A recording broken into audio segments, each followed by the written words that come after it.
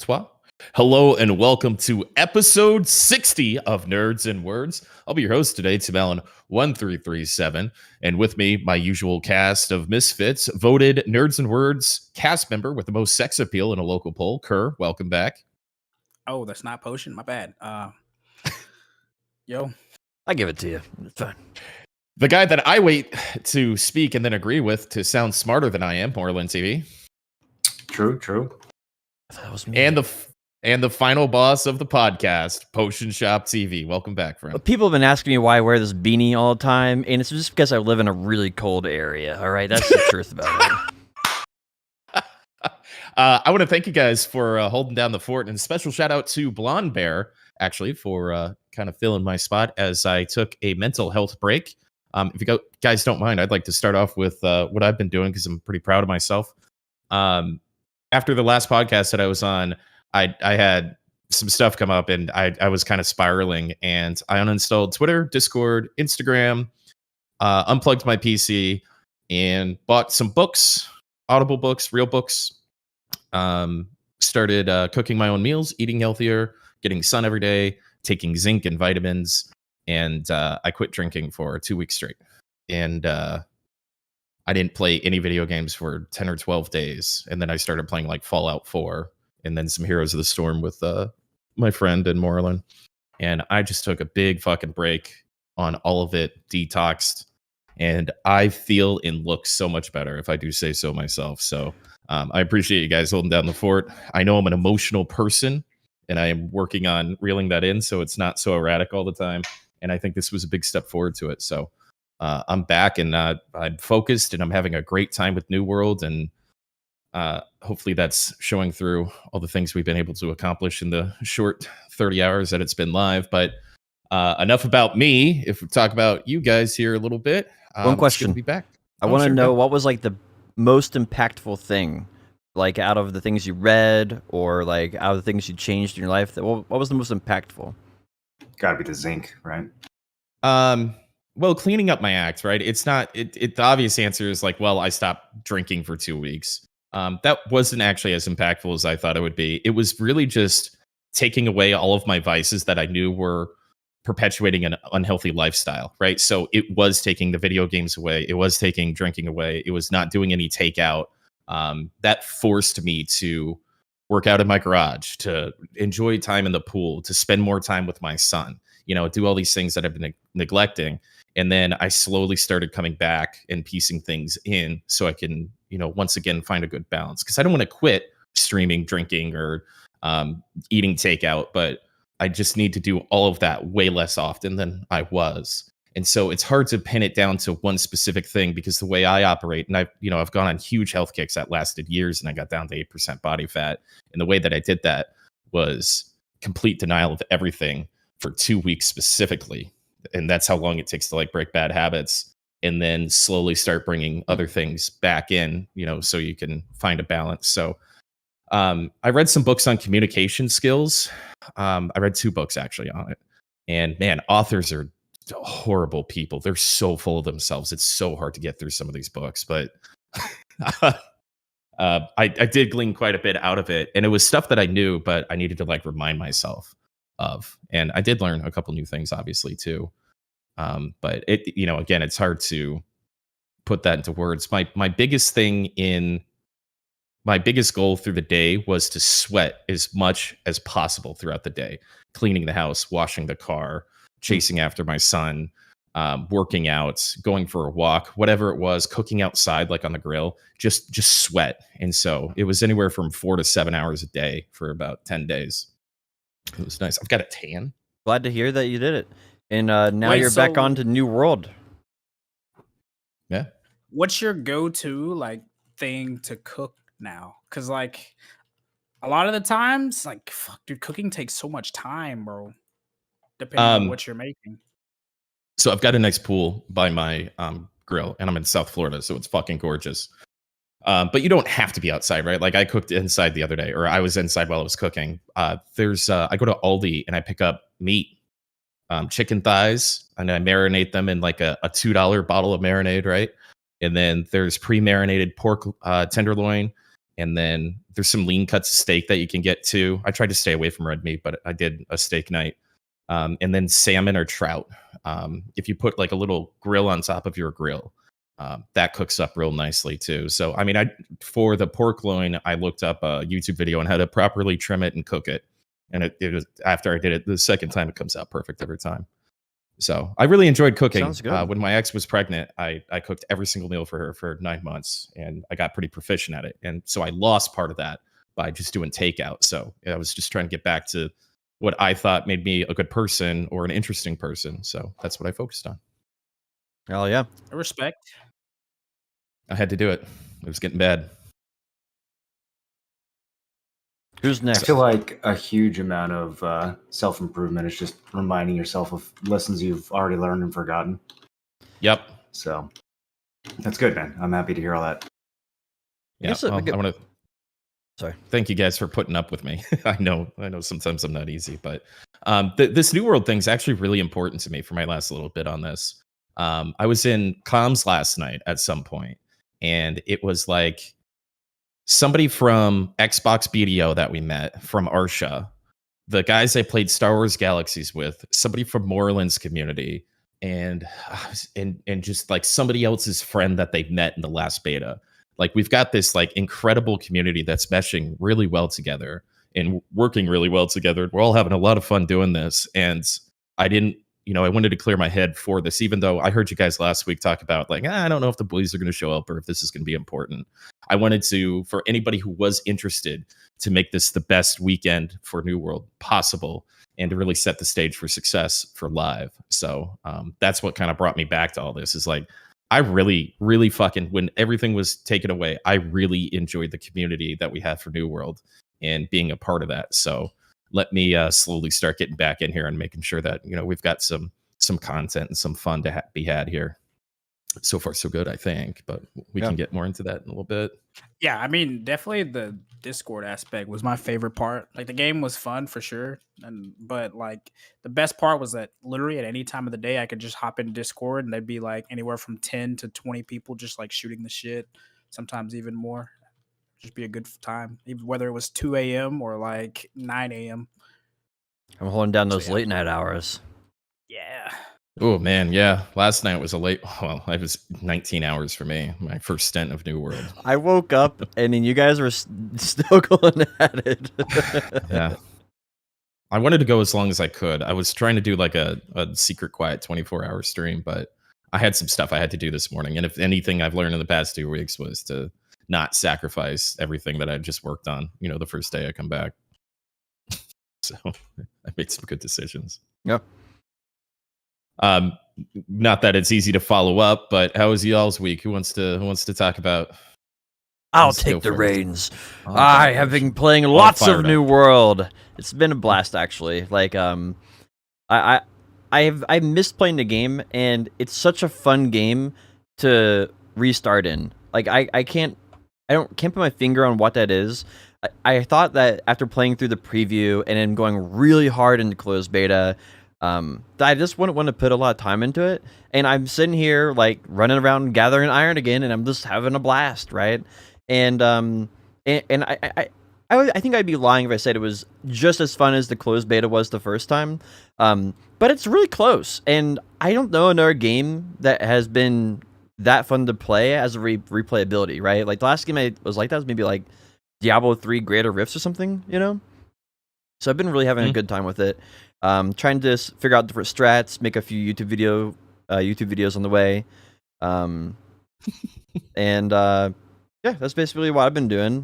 Plan on making a lot more YouTube videos, and then deciding what I want to do stream-wise. It was nice seeing you stream again. Yep. It's been a while. Yeah, I feel like right now I think I'm just gonna stick on New World for a while, because I feel like there's a lot of people who want information on that, and I don't know what videos to make unless I like stream. Because when I stream, like I get like 20 different ideas from chat, and people are like, how do you know, what about this, what about this, what about this, and then I can just turn all those into videos, right?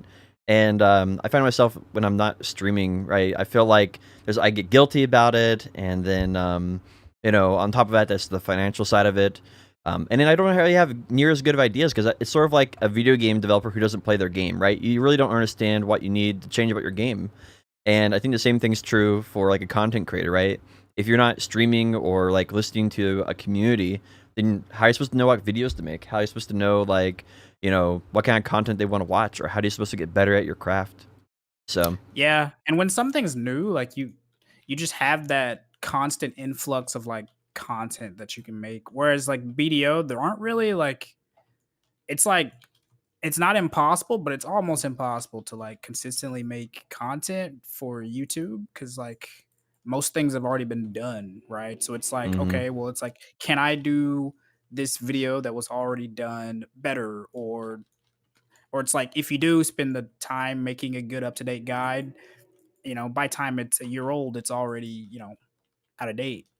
Yeah, So video is absolutely. kind of weird in that sense. Whereas I feel like New World at least has some little bit of like variety in terms of the content you can produce in terms of YouTube, right? Yeah, I still feel like there's like some unsolved mysteries, right? That's like that's the moral in term that I always remember. But it's like I feel like that's what it is, right? It's like, well, where's the best spot for gathering wood? Where's the best spot for getting this material? Like, where do you gather ginger at? Where do you gather nutmeg at? Like, where do you get these different items from? And I think that kind of stuff is fun. Well, the game's still heavily in development too, so even the developers don't know.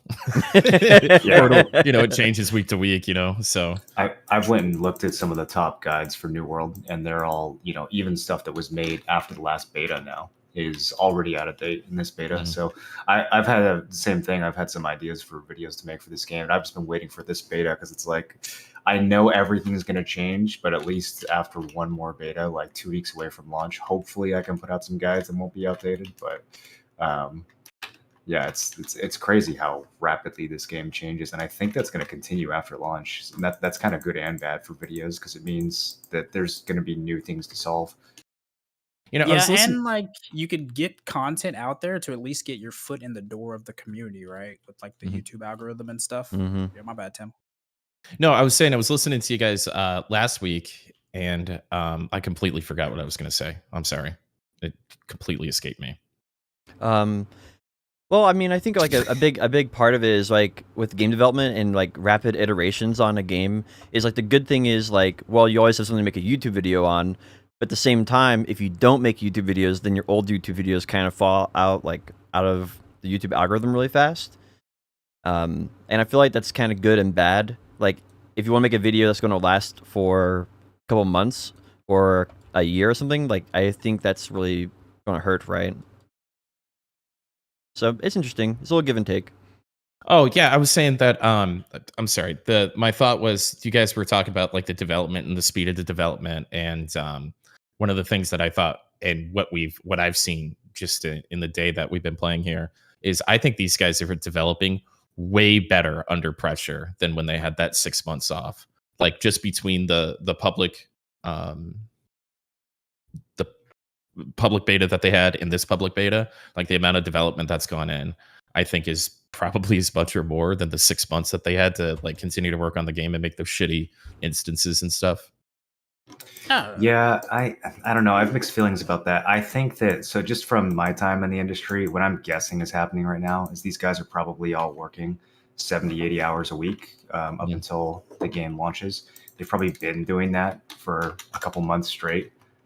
Their physical and mental health is probably deteriorating rapidly. And while they're being productive on one hand, I'm also seeing a lot of like mistakes that I don't feel like they would have made before in terms of like introducing new bugs and shit to the game. So I think that having public tests that people see is making them develop the game better because they're getting a better sense of what actually needs to be worked on. Sure. But I don't think being 2 weeks away from launch is making them do better. I feel like there's a lot of like the polished side of the game is suffering as a result of that. Yeah, I don't disagree with that. I makes think there's sense. some whip cracking going on, in the back lines. I do feel bad for those guys, but man, they are pumping out fixes. And it's always a whack-a-mole too, right? Like when you having like a perfectly clean release of an MMO is rare. And then most of the time it just takes a week or two for the rose-colored glasses or the cracks to be seen. from that MMO that you thought was so clean that dropped anyway. And so there's always, you fix one thing, something else rears its head up. But I don't think those are like necessarily game breaking. I think I'm theorizing that those types of issues are easier to solve than like the larger issues of the game's direction and development and all that kind of stuff, which I think they have relatively solved, at least for the next couple of months, on what they want. What would you Yeah, I think? mean, the bug I'm encountering right now is, I'm sure it's very easy to solve. But if Yeah. I encounter something like this on launch, it doesn't matter if it gets hot fixed a week later. Like by then the damage has already been done. Like I can't do the main quest right now. That's a pretty massive issue if something like that happens on launch. Yeah, and Yeah, it's kind of weird, dude.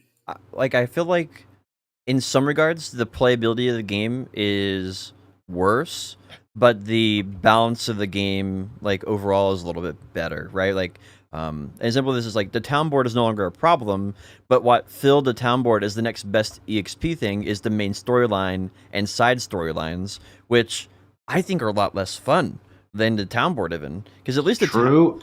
like the town board, at least you're like doing like crafting, which is what the best part of the game a little bit, right? You're doing a little bit of crafting, but when you're doing these side missions, it's just literally like, go here, fix that, go talk to random piece of dirt, like I don't know, like I feel like they still need. I feel like the main quest line should be some optional thing, right? Like I don't think it should be mandatory. I see I where you're agree. coming from. Like, Yeah. especially in terms of like MMO or like games in general, I feel like most people are going to decide whether they're going to play a game for the long term or at least in a decent capacity within like the first 2 hours of playing it, something like that, right? So like you run into a bug right off the bat where you can't do the main storyline and progress, you're probably just going to be like, all right, fuck it, dude. Like I'm not going to play this game, right? Yeah, I think there's something freeform about the town board that's really fun, and I think the main quest is way too on the rails. I don't even know if it's like a crafting versus non-crafting thing. Like if you had missions in the town board, like right now, all that people who want to grind have is the explorer missions, which are really undertuned, right? So you have these crafting missions, and if you do an hour of crafting missions, it's like quadruple the XP versus if you did an hour of the explorer missions. But if they just gave you more like explore missions or kill missions that you could kind of pick and choose from and go around to the map as you saw fit, then that would be like the town board for grinders, and then they would have the same kind of content crafters have. And I feel like that would just be way more enjoyable for everyone rather than this like half-assed main quest that they've thrown together in the last few months. yeah. Well, I don't think you have to do, right? You can still just do the main town boards. You can just do side quests in each town if you'd like. I mean, I think you're experiencing right now that you don't have to do the main story quest to progress, right? So, Well, that's not but really. I 1 second. I agree with your sentiment where doing the town boards and stuff like that brings you out into the open, into the world. It makes the game feel more open world than theme parky. Even though it was kind of a weird way to level in a game that probably doesn't need levels anyway. I do agree with you that it felt a little more natural, going out, gathering, crafting, one hand was feeding the other type of thing. And you could quest if you really wanted to, for those WoW guys. Yeah, like I guess the main thing that feels weird about it is the town board originally. We didn't like doing it as the primary source of EXP because it didn't have enough diversity, and so the segment that the developers heard was town board bad, nerf town board, which Yeah. in reality it just needed kind of like double the diversity. Like it needed Yeah, just like more variety. yeah, like go tell me to find air motes or soul motes, or like go tell me to craft a bow, or go craft some potions, or like I don't know, like it just needed more diversity that encouraged people to explore the different options of how you play the game. And I don't know, I feel like in its current capacity it's fine, but they need to make it where the EXP doesn't come from the main storyline instead, because that's just not fun. It wouldn't have been that big of an issue if they'd done a good job with the main storyline, but the sad fact is they just didn't. And like the side quests they're just running simulators for the most part. If they had a quest hub where you went and you grabbed 4 or 5 quests, they all took you roughly to the same area and your objectives overlapped somewhat, and it actually felt streamlined and productive, I don't think it would bother people. But it's just the fact that this main story quest and the side quest, it's so much fucking running and nothing else. Like, I think that's really what's making the crafting feel way better in comparison, or like crafting's the only option. Yeah. And you just gotta, I feel like what they need to do is they need to sit down and say, what are players enjoying the most about our game? And I don't know what exactly that is. I mean, from my perspective, that's grinding, killing monsters, a little bit of PvP, and life skilling. But I don't know what it is for the majority of players, and they need to figure out what that is, and then make that the best EXP. And then this main storyline should be an optional thing you eventually do for Azoth staff, right? And like you eventually just like, well, time to grind it out, I guess. And you just spend a day doing it, and you're like, okay, whatever. Yeah, I mean, I like that concept of not even ever having to do the main story quest, because like the Azoth staff is literally optional as long as you're not like antisocial. So I like not even having to bother with doing the main quest line, because during the 2-week beta when we were like going balls deep, I didn't even do the main storyline and get even the level 1 Azoth staff. I was just mooching off of the boys because fuck it, why do it if like only one person in your party has to have it. Now, some of the later dungeons, 3 people have to have it, but I mean, I just kind of whatever. Yeah, I will say, like, for having a literally bricked main story quest, I'm still enjoying the game a lot. Like, I can do everything else. I can still craft, I can still PvP, I can still level up. So it's not like it's, completely ruined the game, but it is kind of a wild fucking bug to encounter 2 weeks away from launch. Yeah. Yeah. So, Kerr, what have you been up to this week, man? Yeah. Since you're the odd man out here. That was a very long tangent, dude. I just been fucking slammed for time with like school and work stuff. I haven't had a lot of time to play mini games. I've been playing a little more BDO. With me, it's kind of weird where it's like the less time I have, free time, IRL, the more BDO I play. Because BDO is like one of the only games where I can literally just turn my brain off and just fucking grind and forget about the day, right? Like, even though there's nothing to really do with the gear that you gain, it's like, it's that like endless shit to do, right? It just fills my hands and gives my mind something else to think about. So other than that, yeah, I haven't really. I kind of skipped out on this New World beta and mostly just been watching like Moreland and Potion and you stream it instead of like playing it myself. Just because like the thing that I wanted to see the most was how they did like if they fix siege lag, but I don't think we'll be able to tell that in 4 days, because they also buffed the damage that siege machines do. And the first war wasn't laggy because people were getting one shot by siege machines. So like what I really wanted to see, I don't think we'll be able to accomplish in this beta, because people need to be getting 50 and 60, and having enough defense to not get one shot by cannons and stuff.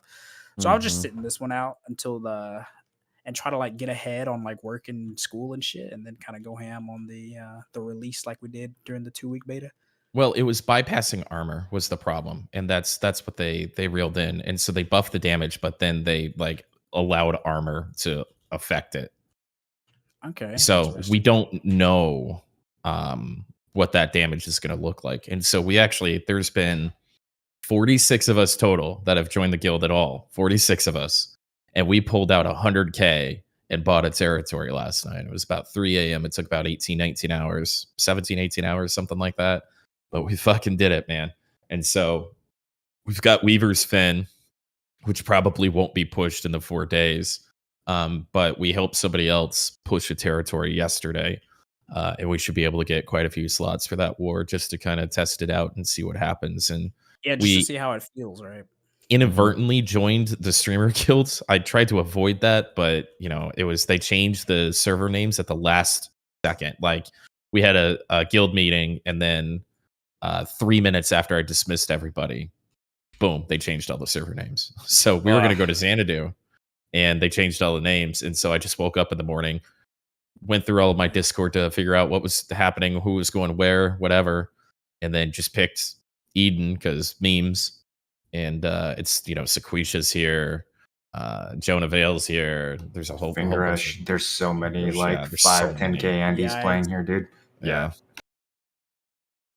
So yeah, I was watching Moro and I saw like the the one guild had a territory within an hour of the servers going up, and I'm like, fun, Sequoia, dude. yeah. Just funnel mats. Man, they didn't make a tier 4 workshop, so I can't make star metal tools. I'm so disappointed. Is that the Unsub. T4 tools or T5? Tier 4, yeah. Damn. I'm literally prepared. I have 100 mining already. I have 100 smelting already. There's a tier 4 smelter already. Dude, that's what's hesitating me from rushing tools on launch, is because I feel like I'm gonna get stuck where you're at right now. Like Yep. you get everything prepped for T4 tools and you literally can't even make them, and you're just like, oh, well, shit. I think the wise thing is wait until and see if we get one of the good territories that we can boost up real quick. And if we do, then we can control the narrative and we can guarantee we have what we want. And so I think that would make it worth, a little bit better. But if we get a streamer server on accident again, then we have to play it by ear and see what they are doing, because we won't have one of the best ones. I don't disagree with you, friend. Be interesting for sure. I like that the social dynamics have a play in the game, though. Like, that's sorely what's missing from a lot of our MMOs right now. And it's not necessarily my most favorite thing in the world when we can't get the territory we want or we can't do what we want in the game.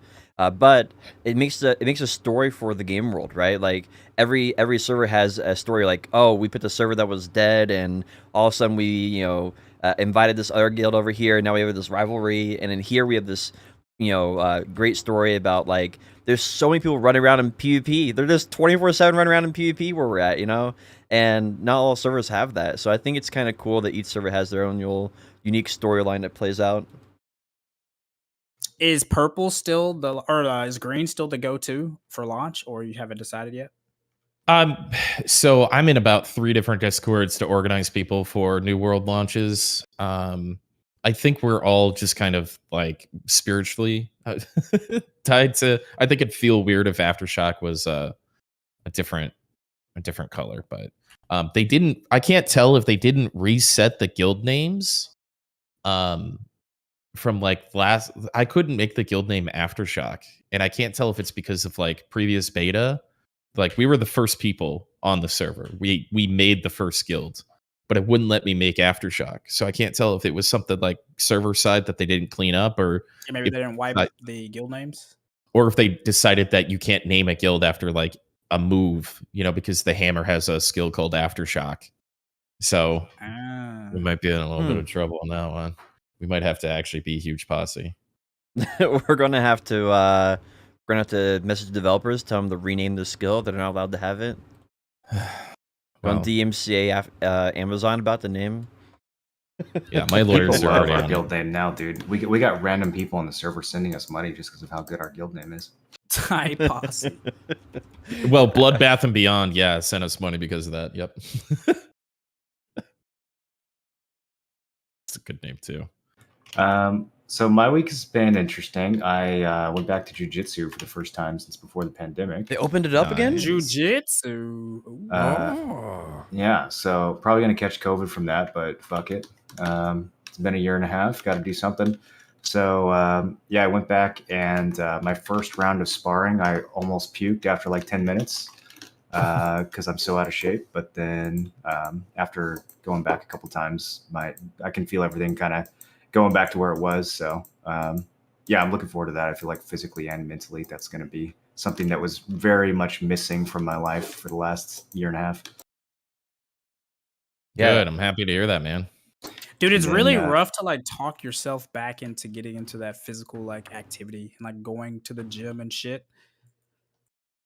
Man, I mean, like, I don't know, I get too into the weeds with this, but like, I've wanted to go back for a long time, but everything is just like COVID, this Delta variant, booster shots forever. Like, the world's never going to go back to normal. And I'm like, at some point, I'm just like, okay, well, can't stay in my house for another fucking year and a half. So, got to roll the dice eventually. Yeah, I respect it. Yeah, go ahead. Well, I was going to go on a side tangent about COVID, but probably should not do that. Yeah. Give us the potion shop take on COVID, dude. Fuck it. I'm actually curious where the line is between what is best for the community, right? The average person, and what is like corporate business trying to make more money off more COVID shots and stuff. Oh boy. Because I mean, I don't know. Like I mean, how many shots do you need? Like, I don't know. Well, the problem is we can't have an honest discussion about any of this because it's so politicized that as soon as you express any nuanced viewpoint on the pandemic or the vaccine or anything like that, you immediately get lumped into like super far left or super far right, and everyone just writes you off, and it just devolves. So That makes sense. Yeah. I think it's our ability to just talk about it to begin with that's really the fucking beginning issue. And They literally classify you as either a fucking idiot or an anti-vaxxer. There's no in Yeah, between. Nobody can ever have like an you're either a actual sheep talk or an about it. anti-vaxxer, like depending on which side you're on. I So. feel like I'm in trouble because I could probably qualify for both of those. An anti-vax sheep. Oh no. Anyway, Sorry, I told you it was a side tangent. Are we No, surprised that Posh is an anti-vaxxer though? I got into a big argument. Bro, not an calling argument. people okay, I gotta get this out. Calling people anti-vax because they're against a new mRNA vaccine that's never existed before makes no goddamn sense. People act like it's the same vaccine we've been using for the measles. It's literally a new technology. Like, just because we're using the same word doesn't mean it's the same thing. Yeah, those are very different know. conversation Like- topics for sure. And everybody should be able to make their personal choice on that, right? Like, Hey, I That's just the said big it because thing. Potion said that he could fit in both categories of anti-vax and sheep. Okay, that's the only reason I said it. True. Well, I think we all can. I've been seeing like Twitter has been a lot of like military and religious people are really upset about this mandate that's coming through. And I don't understand. People are like praying for the country because they're forcing large groups of employees to get vaccinated. I can explain it to you if you really don't understand where the concern's coming from. That's the Is thing. this Is the a lot mark of the people- devil? Is that what they think this is or something? No, but it is like a weird thing that the government can just force you to put this new shit in your body that hasn't really been that, around for that long and that we don't fully understand. I mean, the number of people that I know that have gotten the vaccine and had side effects and like aren't allowed to talk about it, or the number of people who got the vaccine and then got COVID anyways, like all these things, you don't hear any of it discussed. And if you try to discuss it, you're instantly a pariah and a conspiracy theorist and a Trump supporter. So like, yeah, I can see why people are nervous about that because they feel like they can't be sincere in their dialogue. They can't like voice their concerns. And if you have an issue with something and instead of someone rationally explaining the answer to you, they just say, no, you're not allowed to question that. Of course, you're going to get pushback. Of course, you're going to get paranoia and conspiracy theories and people feeling like there's an authoritarian regime that's forcing something down their throat because that's what's happening. no. I think I'd have a problem if there was only one vaccine, right? Like there wasn't multiple companies. And I'm saying that because there's at least a couple different options, and it's kind of a global thing too, that vaccinating a population to reach herd immunity so we can kind of put this in the rearview mirror. I respect everybody being suspect of the government, especially a day before the 20th anniversary of 9/11 and a push for all these documents to come out. I really love all that stuff and I love transparency. But at some point, maybe this is doing a lot of damage to, families and businesses in the country. And maybe we just need to kind of bite the bullet. This is the best we can do and put it in the rearview mirror. Here's a the thing, country. though, Tim, we're not putting it in the rearview mirror. The vaccine, that was the original sales pitch, right? If it was take the vaccine, the pandemic ends, okay, fine. Let's all do it and let's end the pandemic. But that's not what's happening. We're all getting the vaccine. People are getting sick anyways. We still have to wear masks, even if you're vaccinated in certain places. There's a bunch of businesses that are being, shut down again, just like it's 2020 all over again. Like the pandemic isn't ending, even for people who are vaccinated. Oh, right. I agree. Yeah. But we're only at So like it's- 58%, vaccination. Like we're Yeah, nowhere but near. even if we get to 100%, we have breakthrough cases. We have Delta variant. The virus is evolving. It's not solving the problem. Like they keep saying, oh, just do this and it'll Yeah. be fine. And then we do that. And then the problem persists, bro. And what's weird is that there are alternative treatments that work better than the vaccine that we're not even allowed to discuss, or else our content will get deleted off the internet. And the only difference between those treatments and the vaccine is that one of them makes certain companies billions of dollars and the other one doesn't. Well, and I'm with That's you on all that. very fucking weird to me, bro. That's Yeah. all That's very fucking weird Well, to me. I guess this can go on for a very long time because like there's no end to the number of like conversations like that, right? I think the main thing is like people should be allowed to make that choice for themselves, right? They should make a choice. Do I want to keep my business open and have a risk of COVID-19? And I just put up you are at risk of COVID-19 if you come to my shop, right? Like, I feel like just educating the population on it, let them make their own choice, is the healthiest thing possible. Because if you're somebody who's a high risk, make your own call. And then, like, if you're at low risk or you're running a business and you're barely making ends meet, like, why can't we keep that business open? Let that person make their own call, because is their government going to know how to make that call, or the person who's running the business? And like, I would bet money that the individual business owner would make a better choice 90% of the time out for the business than the government would. And people for their own health too. I don't know where this sudden trust for the government and this sudden trust for big pharma came from, especially from people on the left. It's so bizarre to me. It's like, do you guys not remember all the shit the government has done? Do you not remember all the shit that big pharma has done? Hello? Ever since I learned that like insulin here, that's thousands of dollars, can literally be bought for less than $100 by going to Canada, like that alone even told me like big pharma be up to some shady stuff. But I don't know, dude. So I mean, ultimately, like, I don't know where to conclude the conversation other than people have to make up their own mind. And I think the government making the mind for everyone is just not a healthy choice. And I don't think that's the wise choice. What we've been doing so far has worked so well. I don't think anything we've done on any front has worked well. So yeah, I don't think we've had leadership at any point in this pandemic. If we had leaders who were actually giving us solutions that worked and they weren't lying to us the entire time, then yeah, sure, I'll follow the government. But that's not what's been happening at all. Yeah. Yeah, so I'm not going to get a vaccine unless I'm mandated to, and then I'll happily do it. That's my opinion. I want to give it as much time as possible, but I also don't go out. I don't work in a big group of people or anything like that. So, yeah, we could probably get back to video games now. Thanks for that potion. I told you, it was just I was like, maybe I shouldn't talk about this. I mean, that's kind of me too. That's kind of my fault too. No, but dude, I like these like philosophical like discussions. I mean, where else do you get to talk about it? That's the thing, man. Yeah, it's true. And the thing is, like, I think one thing to make very, very clear is I don't think we're trying to tell anybody you have to have our opinion, or we're not trying to convince anybody of an opinion, right? It's just discussing it in an open format that's not trying just to, because if you can't talk about it, you can't learn lessons. Like, Moreland made some really, really strong points that I haven't heard before. And like Tim made strong points as well. Like, and I think those opinions matter because it helps shape your own opinion on what you should or shouldn't do. And you can make a better educated choice. And I think that's really good to have those type of conversations. Okay, yeah, so I'm not even firm on a lot of this stuff. Like, I'm very on the fence on a lot of these issues. My problem is that, like, I can't even form my opinion because I can't even fucking discuss it rationally with most of the people who I want to discuss it with, you know? Mm-hmm. Or I can't discuss it online or else my fucking videos will get taken down. I've literally never seen anyone have the vaccine conversation without one side shitting on the other person. Yeah, exactly. That's like the biggest thing, whether you're right or whether you're wrong or whether you believe on this whatever like side of it.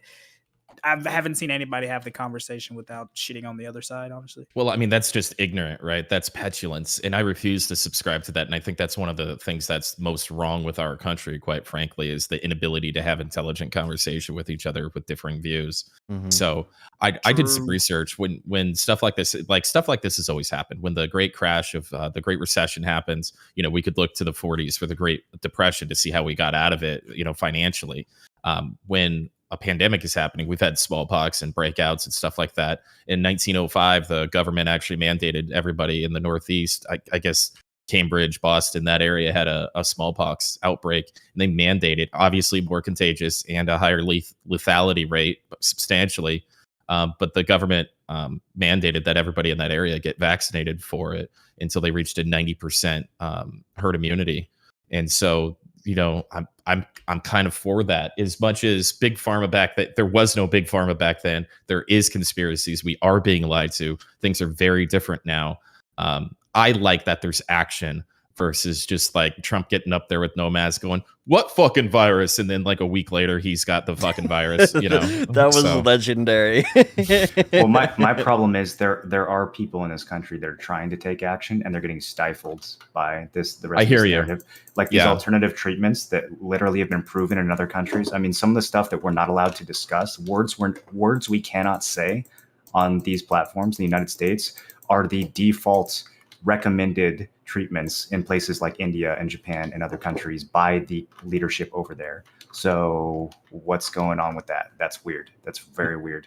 Well, we see that with gas pumps too, right? We can only buy petrol at our gas stations, or diesel, which is a byproduct of gasoline. But if you go down to Brazil, you can get electricity, you can get propane, you can get there's alcohol or ethanol. I think you can get ethanol, and so that's where you see big interest getting in the way of real solutions. And I completely agree with that. But that's too big of a pill to really swallow with this whole thing, right? It's always surface. That's my problem with debating these things, is we're debating surface solutions that never get to the root cause of why the problem exists. It's almost just like distraction, well, let's not talk about why we can't have like real research and all this kind of stuff. Let's just debate if you get the shot or don't get the shot. Get the shot, don't get the shot. Well, why don't we actually talk about how to cure this, or why it happened, or really get to the root of issues? That never happens in any politics, in any debate.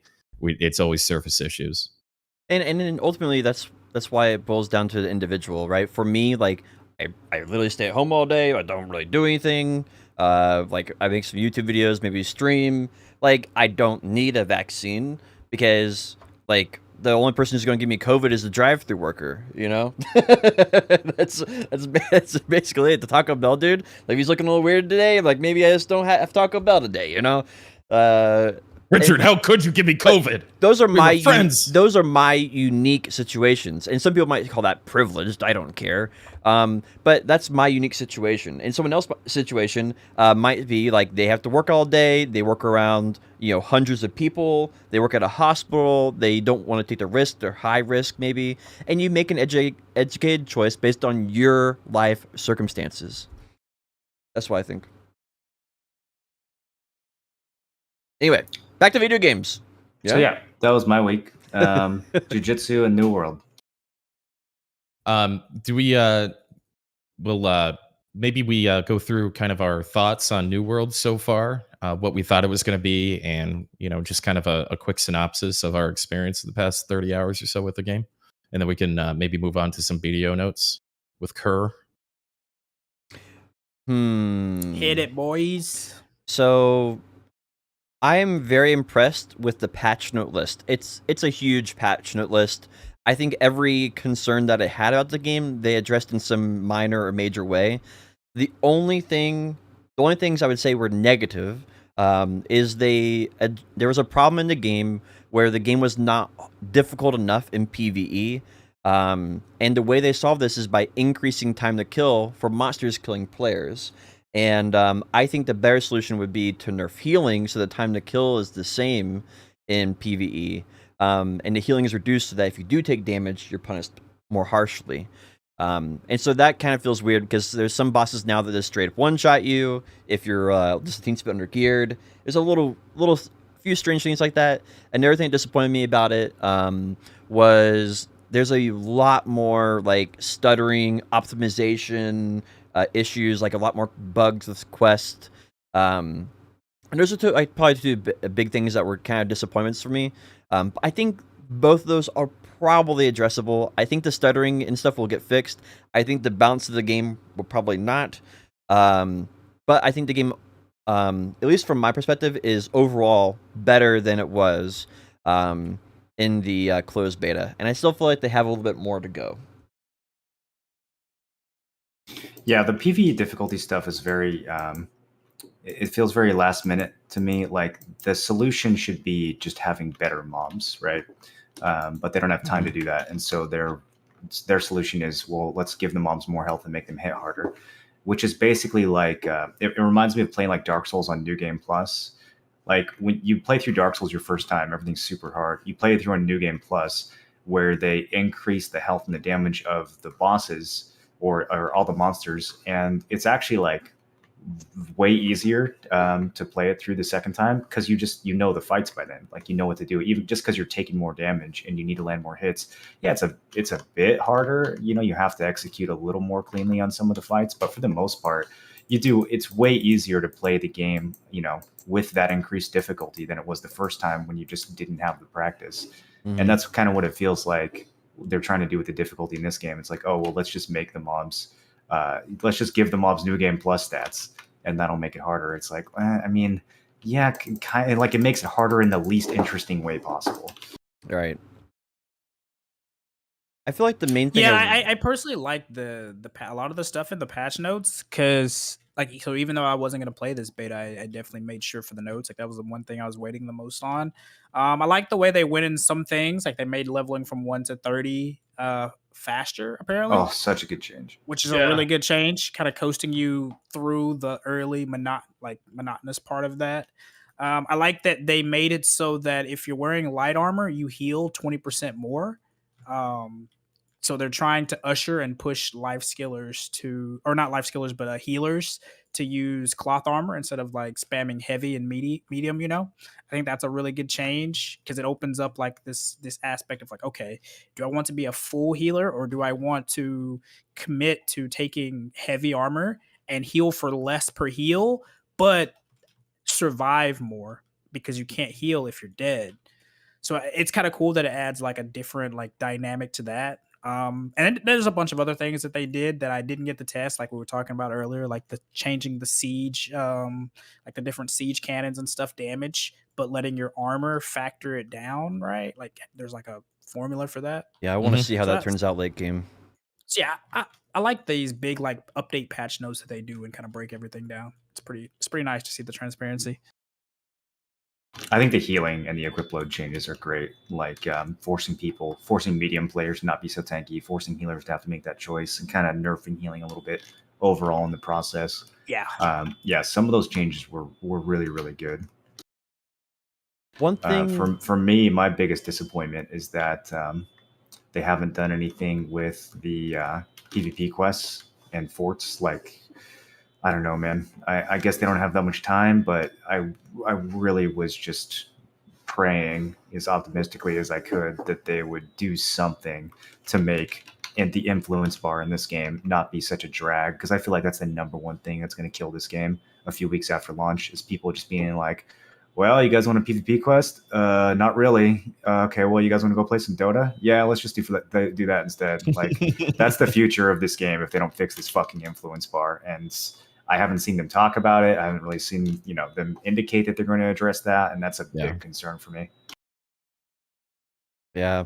Do you feel like time to kill is a little faster now than it was in PvP? It's we're like level 20, so it's hard to say, but I think it feels good.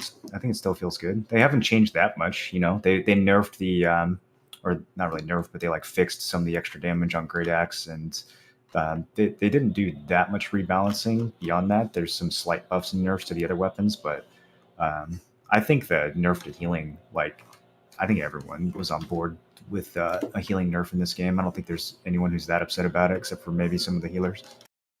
Yeah. Well, I mean, I think it's a good idea, and I was like healing everything. Another thing that I like that I guess will be hard for us to test this beta is apparently they made it so that people that are lower level than you won't get such an advantage against you. Mm-hmm. I saw that in the patch notes. So obviously we haven't had a chance to test that yet, but that's very good because as we've beat this one like a dead horse so many times. It's like, you shouldn't get an advantage against someone because you're like 20 levels below them, right? So it seems like they've gone from one extreme to the other. I think Val's done some preliminary testing on this, and it's like 5 levels difference is now like it's almost impossible to kill somebody if they're 5 levels above you. And if they're 10 levels above you, it is impossible to kill them. So I feel like they went from one extreme to the other, and I'd like to find them some type of middle ground where maybe it's like every 20 levels difference it becomes unkillable or something instead of 5.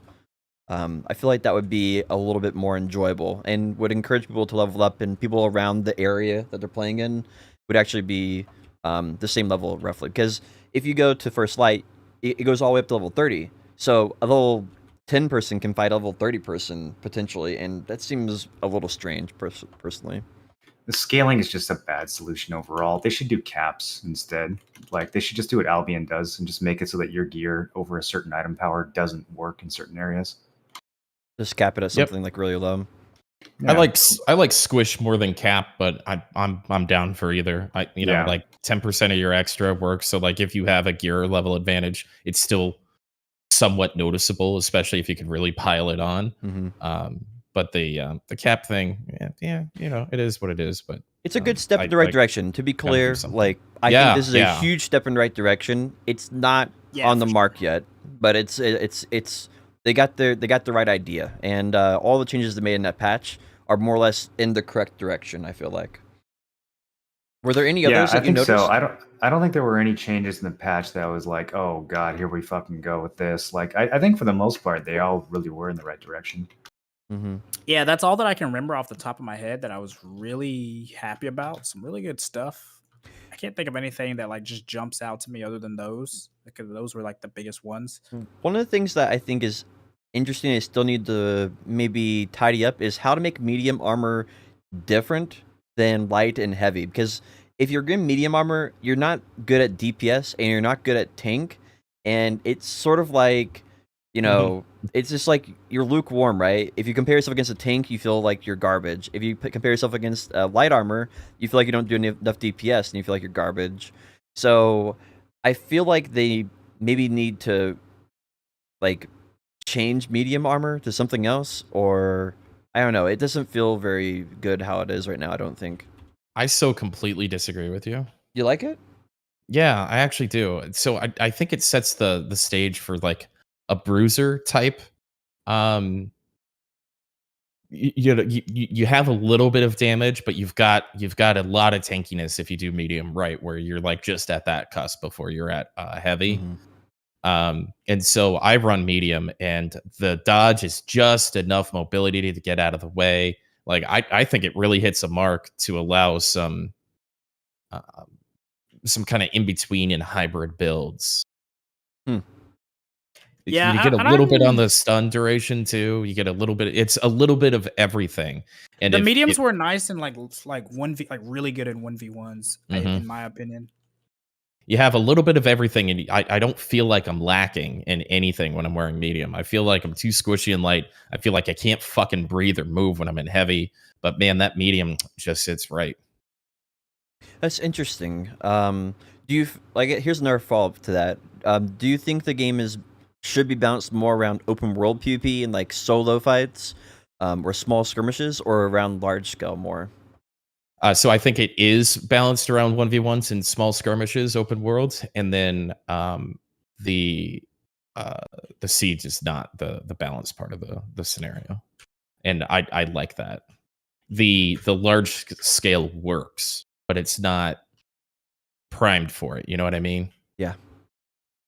And I think that's where you get appropriate time to kill is you balance your large scale thing with the amount of people who can participate and special mechanics that are only introduced there, and then you balance it around like 4v4s, 5v5 stuff like that. Where the fuck is this quest thing? I'm losing my mind. I've heard that some people are currently feeling like melee is a little undertuned with the current time to kill, and it's like a little hard to close the gap. Bad. They're like close the gap and then also follow up with enough DPS. No, you can run two weapons, and so many weapons have gap closers and can facilitate your main weapon, that people who are complaining about that are being petulant and not just looking at the options that they have. Or they were great axe abusers and are actually dog shit at the game, but they were carried by a broken mechanic. There you go. That's probably more likely, but both fit. Sorry, Moreland. I didn't know you. I think that talking about time to kill in the context of like people have been playing for a few hours and they're level 19 is a little preemptive, isn't it? Possibly, but this is what the majority of people are going to feel towards the eventual game, right? So maybe this is more catered towards the early game feeling of the game, and maybe late game it works fine. I mean, it's the same concept of like in BDO where people will call a class dog shit and they're not even level 56 and gotten all their abilities and awakening yet. Like, right? Like, Yeah. People are always gonna like jump the gun on their like first instinct or impulses. I do feel like it's really important that it feels at least okay PvP wise for early game though. Yeah, I don't want to get too, with respect, I don't want to get too muddled into that conversation because that's such fair. a niche little thing. But, I feel like ranged is an interesting concept, right? You've got muskets and bows that, can outskill and outperform and have a high skill ceiling. But man, like fire staff's fine in 1v1s and small skill, it leaves a little bit to be desired. But dude, when you have 5 fire staffs doing the same thing, that is unfucking believable. And so the way that they've kind of weaved all these, you can have all the weapons, they can be maxed out, you can have one of each in your inventory, and you can even change how it scales, like that whole idea. And then complaining that something, I played melee and I can't close a gap, like that's ridiculous. They just need to play the game more. Hmm. There's Yeah. plenty of weapon, even the way the game is right now, there's plenty of weapons to solve just about every problem you'd have within PvP and PvE and whatever combination. And if you feel like, man, this really isn't doing it, or I don't like this weapon and I'd like another option, then put a third in your inventory and swap it out when you want to or feel the need to. Yeah, I think people want to be able to have one build that has all the movement, all the range, all the damage, and all the tankiness. And it's Yeah. like, no, Grow There's like up. a You you have to don't make a get to have compromise. that. Like grow the fuck up. So Especially in a game like this, right, where it's like it's really hard to even balance range versus melee anyway, because it's like are you balancing for the guy that's like a FPS god and can constantly get like headshots and constantly hit his shots, or are you balancing for the guy that's just an average Joe and like misses 50% of his shots? So like I think that's just such a gray area for sure. That's a good point. Because like, who's the target audience to balance it for, right? Early game, late game, casual player, hardcore player, like high skill, low skill. I guess it's a strong point, right? And maybe I don't know if, like Moreland said, is 19 hours even a good enough time to even judge that properly? no, and we haven't had enough time at even level 60 or level 60 fights to even really know how the scaling plays out in the late Yeah. game. And maybe the alpha, they got, good information on that. The game seems to lend itself towards wanting to be scaled at 60, but I've never even hit 60. So I can't even fucking fathom to speak about that intelligently outside of just second, fifth hand information. So last beta, I went from dying pretty easily early game with a split 50-50 strength con build to never ever dying almost ever at end game with the exact same 50-50 split. Yeah. So I really think it's preemptive. Once people get better gear and they get better consumables and they get their weapon skills unlocked, like I just think the game changes drastically. I think it's a little early for people to be like griping one way or the other. At least get to level 40 and get your 40 faction gear and then start talking about it, because I feel like that's really where it starts to even out. Talking about PvP at level 15 or level 20 or even 25 seems just to miss the point for me. I mean, we're only going to be at these levels for a couple days when the game launches. Especially when that early, it was mostly like people zerging. One color was zerging anyway, right? It wasn't really a whole lot of like, or at least from the last beta, right? Like like that early, there wasn't a crazy ton of like actual fair fights. Mm-hmm. I was suffering so much last night. I actually had to message Dank after the fights. I was like, man, we've got a similar. He does Fire Staff, Great Axe. I do Great Axe, Ice Gauntlet. And I don't see a lot of Great Axe, Ice Gauntlet, but holy fuck, do I love it. I played it last beta, but it doesn't really work before I hit. I'm about to get faction gear, so I assume that'll kind of bring things up a little bit. But I'm like, how do you make it work so well at lower levels? And he gave me a couple of tips on where to put my stats and stuff like that. But this thing comes the fuck alive at level 40. I can't even imagine what it would be at 60. But it's so uniquely my play style. And like I like to be tanky. So if I make some mistakes or I want to go in first or want to be a shot caller, but like I also have range and CC. And so like I tailor built this kit, not because I think it's going to be god tier meta game, whatever. But I'm going to have Great Axe and Great Hammer and probably swap between those two depending on the situation. And then Ice Gauntlet for the control in the large scale DPS and the AoEs. And so now I've got this. This isn't a class. I call it a tanky battle mage, basically, or a bruiser battle mage is what I am.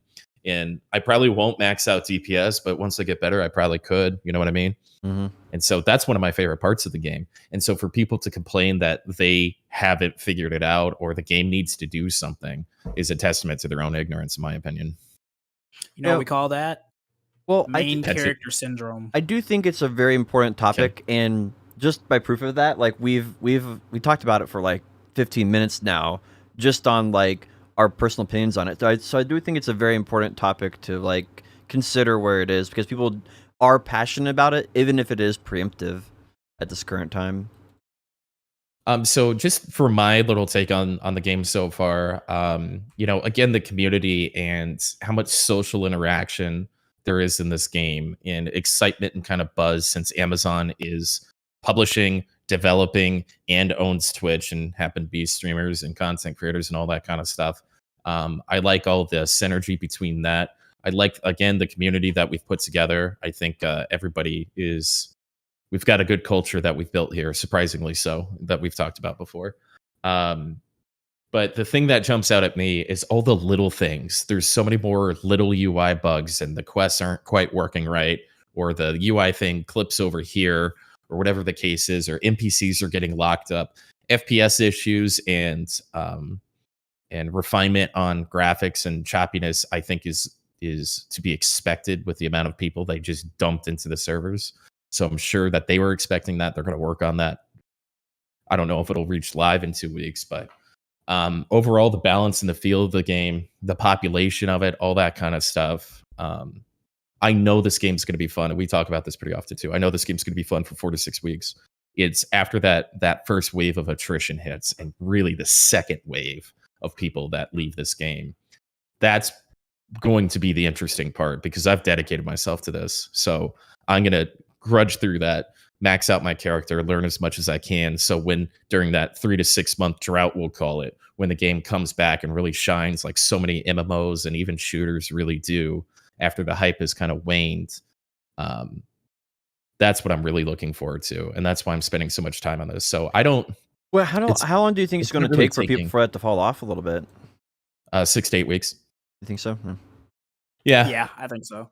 I also like that you're going into it with at least like a level-headed like take, instead of like, the typical with most new MMOs. Oh my god, it's gonna be the best thing since sliced bread. You're like, no, okay, look, it's gonna be amazing for the first month and a half, 2 months. Then after that, it's gonna be, the ball is gonna be in the developer's court, right?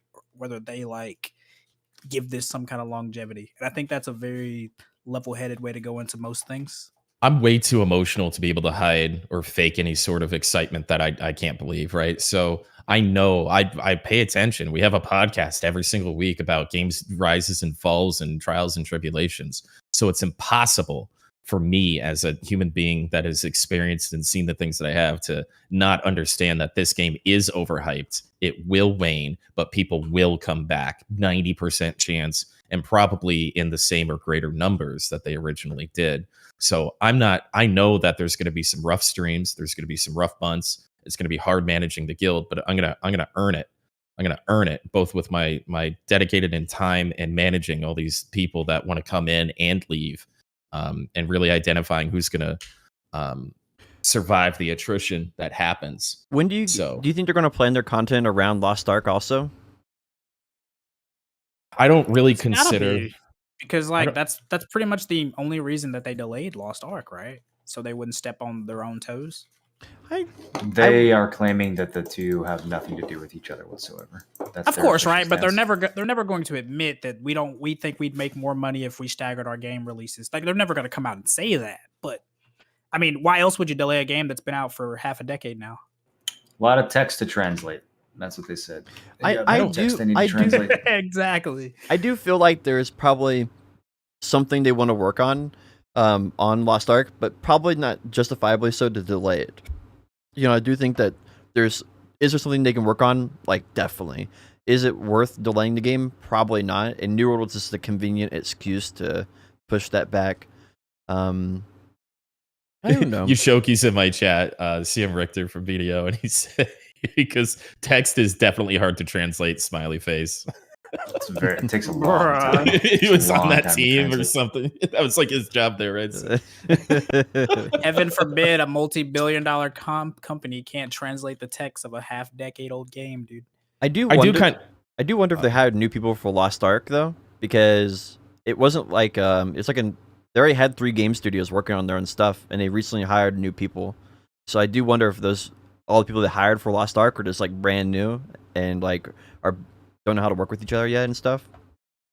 You know, we talked about Lost this. Ark is a complete game that's made by a studio that's not related to Amazon. Amazon's just publishing it, so they really only have to localize it. They don't have to change the game. They probably don't even have the means to change the game. Yeah, but look what Amazon did, like with New World Wise, right? Like they redesigned the game 3 times, and now they've decided on what they want to launch. And I don't know, imagine something similar that could easily happen with how they wanted to handle Lost Ark. Like, Well, we're going to make it very pay to win. We need to change the pay to win in the game because our Western audience isn't going to like that. I don't think so, dude. Because we've been down that road with BDO and a lot of other games that are Korean-based games. Like, they've never ever catered to us. It's always been based around the Korean games. Even in games like Terra, it's always been catered around what the Koreans think is right, more so than like. It's usually not like a super Western publisher that's doing that, though. I mean, usually like with BDO, you had KEKW publishing. KEKW's not Amazon. They're not like a company that started in the U.S. that has a lot of Western influence in it. Yeah. They set up offices in the US and in Europe eventually, but that's not where they're based out of. So I feel like there is a chance that, Amazon is trying to westernize the game more than a lot of other publishers would. But at the end of the day, I still don't think that that's like them trying to redo the cash shop doesn't mean like that's not a reason why a game that's existed for so many years can't be released in another region. I will say that if there is ever any kind of company that has the pull and the dick swaying to be able to like do some shit like that, it would probably be Amazon. Because they've financially proven that they can sell shit and make money. I don't know, man. I think we've all seen enough relationship and how tenuous it can get between publisher and developer to to know that if you're developing a game, I think it's pretty easy to resent dick swing from a publisher that's trying to tell you what to do with your game. So fair enough. I really dislike the conversation about, when I talk about New World and the direction it's going and when it's released and all that kind of stuff, I really try to isolate it and not really consider other games releases and stuff like that, because I just don't think it matters. If they're delaying the game a month for strategic reasons, obviously they can't say that. If there's something that needs to be done or whatever, I think Moreland hits a nail on the head when he says that the game's been out for half a decade already. So what are we really waiting on here? What's really going on here? Obviously, it's strategic reasons.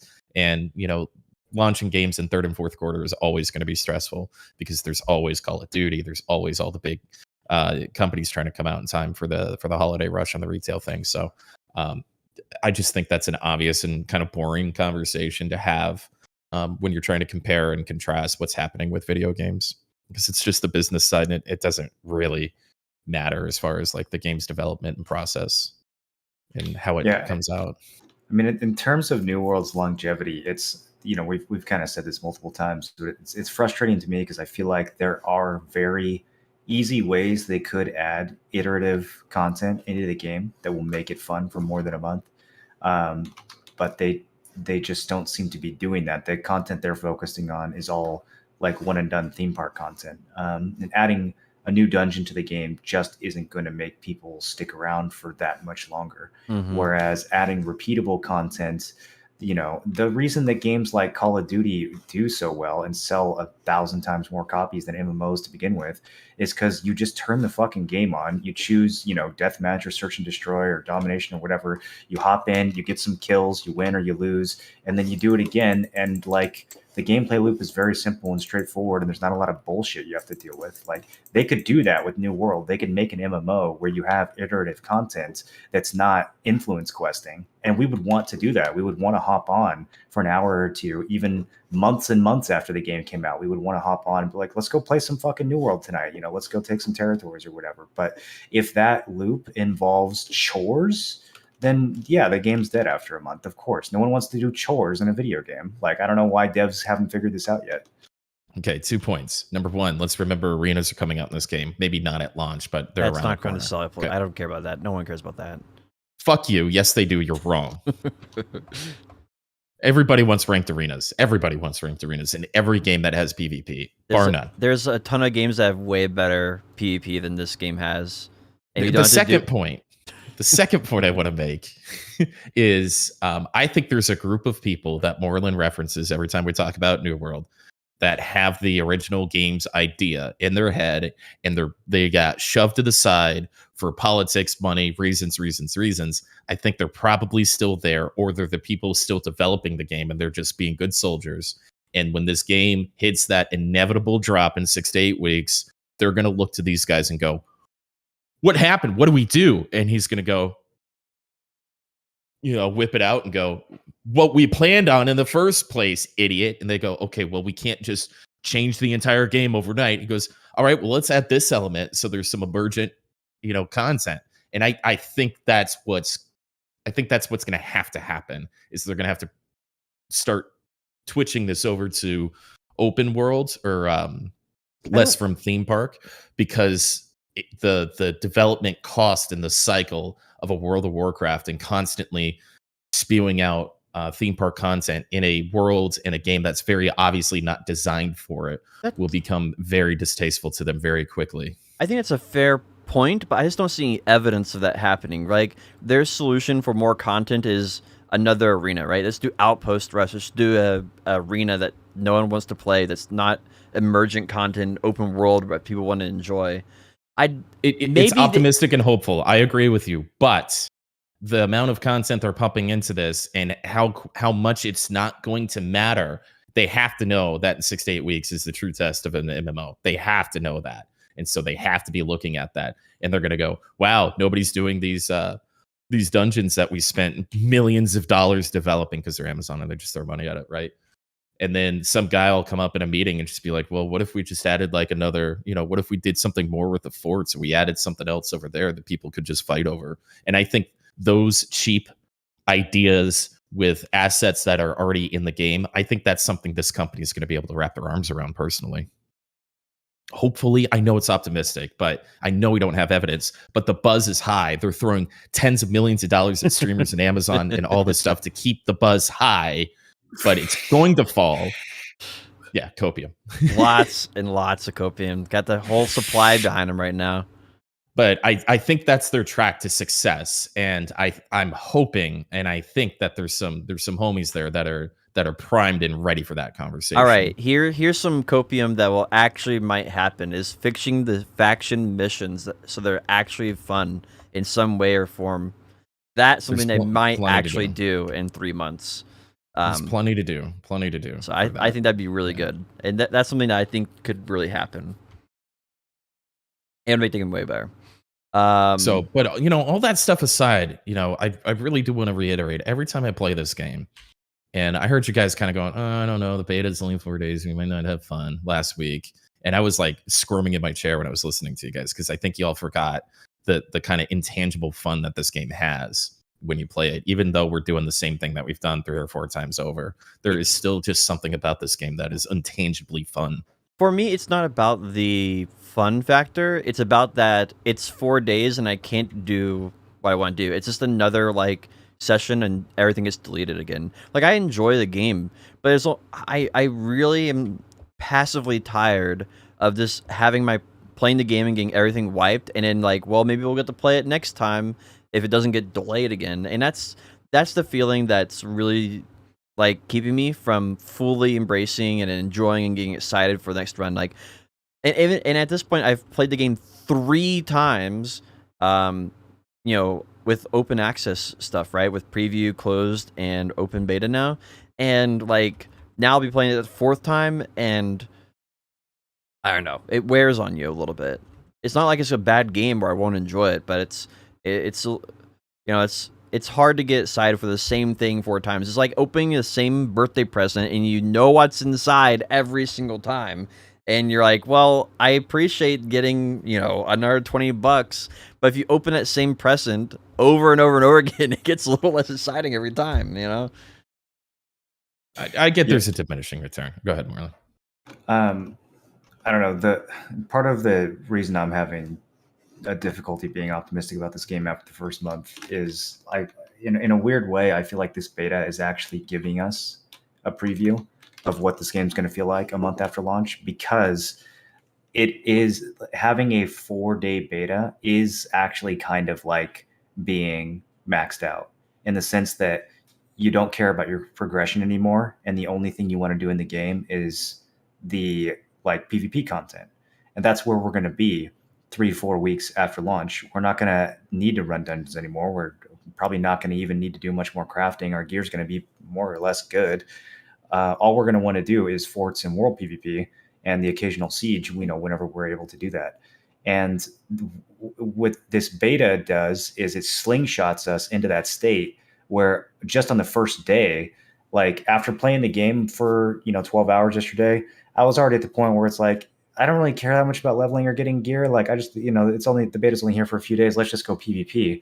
And the speed with which killing people out in the jungle of First Light got boring was alarming to me. Like it was not that interesting for very long. You can do it for a couple hours, but after that, you're kind of like, okay, we're not really fighting over anything. There's no real win condition here, and like there's nothing happening as a result of this. It's just a prolonged team deathmatch. Now what? Yeah. Okay, so you're forgetting again ranked arenas. That's not going to be it, man. Outpost Rush will also be there. There's going to be options. There's going to be options for things to do outside of open. I don't like open world GVGs, except for, we had some good formations last night. I think some of these guys that we have playing with us right now are really new. So for me, it was fun to like, all right, when we won that fight on that rock against J-Lane and the guys there, that was really entertaining. That was rewarding because we actually accomplished something together as a team. But like just going out and killing random yellows, stuff like that, I didn't stick around long for that either, because I've done that for 5 years in BDO. So I think they realize that they're going to realize, and they do realize, and that's why they're adding. That's putting words in their mouth, though, right? Like I hope that's true, but like now I started talking before I finished. Like that's why they're adding arenas. That's why they brought in Outpost Rush. That's why they're bringing these like PvP elements into this game, and that's why I think they're going to continue doing so, because I think that's what's going to keep this game alive. But like think about like this: does Red Battlefield keep BDO alive? No. And in the same way, Outpost Rush and the arena will not keep this game alive. Are you going to go back and be super excited for BDO because they're adding arenas? Nope. And the same thing is true for this game. Actually, if they put BDO arenas in there, I would probably boot it up. It's not going to be a saving redemption, because you're going to go in there, you're going to get decent long grabbed, and you're going to be like, all right, I'm done. That's enough of that. Don't want any more of that. It's the same thing like Kurari experiences, right? Like he went into the battle arena with his tamer, and it's just only so much of that you can really do until you're just like, all right, I just need to turn this off now, and like I'll come back tomorrow and do a few more matches.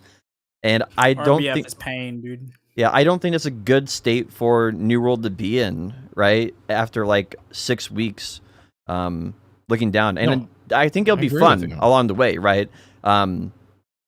I think that's where I think you nailed it on the head when you said like it's going to be a little hard holding things together until the next big content update, which will reinvigorate the community. And that's what I'm curious about, because they really haven't said anything about that. And until they really say, we can already kind of see with 3 previews and what they've told us we're getting, we can already kind of tell that the game's going to be hyped for a few weeks, be really, really good. We're going to have a blast. We're going to have fun taking some regions, probably conquer every region one time or whatever the case is. And then, it'll be like, we'll just be waiting for the next content drop. And when that happens, the guild will flare alive again, and we'll go and reconquer everything. And it'll be, I think, really, really fun. I think that's a realistic expectation, is every couple months we get a lot of fun in New World. And I think that's okay. I'm okay with that. I think this game would benefit greatly from a real roadmap that they could actually stick to. I don't like roadmaps, dude. I don't either. Roadmaps are good in theory, but like it's hard to find a company that actually sticks to their roadmaps. And when you don't, it negatively impacts you more than the good. That's why I'm saying if they could stick to one, if they could hit those marks within a reasonable, this month we'll have this releasing. This month, like not dates, hard dates, but like this quarter will have this month will have this, whatever, how big of a range they need to give themselves, that's fine. But knowing what's in the pipeline, if there is anything in the pipeline, I think would do so much for this game. I think the way Destiny does it is a pretty clear way that it could do it, right? Basically say, hey, these are the next 3 big DLCs we're working on over the next 3 years. When we're done with them, we're done with them. And then you're going to get 4 seasons a year. And have fun. That's the content. We hope you like it. We'll tease you more about it when we get a little closer. And I think this game could do pretty well with that. Maybe similar to like Path XL also, where everybody comes and plays it for a couple weeks. And then they're like, that was a blast. And then they're done and they wait for the next Path XL league that's exciting for them. And it seems like they're trying to go for more of a theme park style anyway, weirdly enough. So it's like, I guess only thing, like we said, time will tell. Like, I know we kind of going around in circles on this one, but sure. I mean, we can all agree that at least the first month and a half are going to be very fun. Yeah. And the ball is in their court to decide the longevity after that, right? And then eventually there will be more spikes. It's just, how often do those spikes happen with new content? I'm just ready for it to happen finally, right? Like, I'm just ready for it to finally happen, and I can actually just like enjoy it, experience the time in it, and not get these like little taste. I get these little teasers, and then my appetite for these teasers is just not whetting my appetite anymore the way it was, right? Yeah, I mean, I can see that, right? Like, you put in 200 hours, and then it's like, oh, it's wiped. Gotta do it all again next time. I really want the game to launch as well. I'm like, there's not that much that's going to change between now and the launch. I kind of wish the game was just out and that this was just going to persist, despite all the bugs and everything. I just think, I think Tim has a point that the devs must recognize that the end game is stale, and that's why they're adding things like arenas, and that's why they developed the Outpost Rush. So there's probably more of that in the pipeline. It's probably not just new dungeons. So I think there's a little bit of optimism there. I don't think it's all copium, but I just think that's not the only part of this game that's like being underutilized. I think the reason this game is so addicting for the first month is the way they've done the progression. And the progression just ends too quickly. Like, it's too easy to get a crafting skill to 200. It's too easy to make your best, 600 gear score pieces. Like, there's so much more of a carrot and a stick that they could put in this game that would keep that kind of addictive loop of like, oh, I need to get my logging up so I can get this wood. Now that I have that wood, I can make this tool. And now that I have this tool, I want to go gather this thing. Like, the way they've done the crafting and progression in this game is so fucking addictive and good.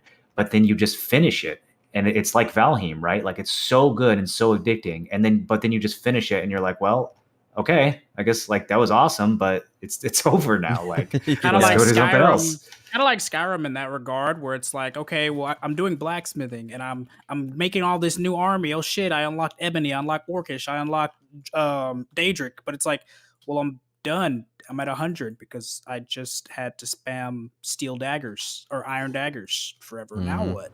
Right? Yeah. I do think one thing that they could probably benefit from is just taking what they have and then RuneScapify it. Like, just take it and just exponentially skipify it. I like that. Just make it really go to like oblivion, and it's just make that grind super long, and then I don't know, I'd be fine with that, and give somebody a cool emote if they get level 200 because it took you like 500 hours to do it or something. I think they'll have the tenacity to figure something out. And I have, maybe it's copium, maybe it's optimism, maybe it's trust, maybe it's unearned. But I think there'll be something that does that. And I think every game has kind of struggled with territory ownership. I think Darkfall probably did it the best out of all the games that I've played that have had like hamlet or territory ownership.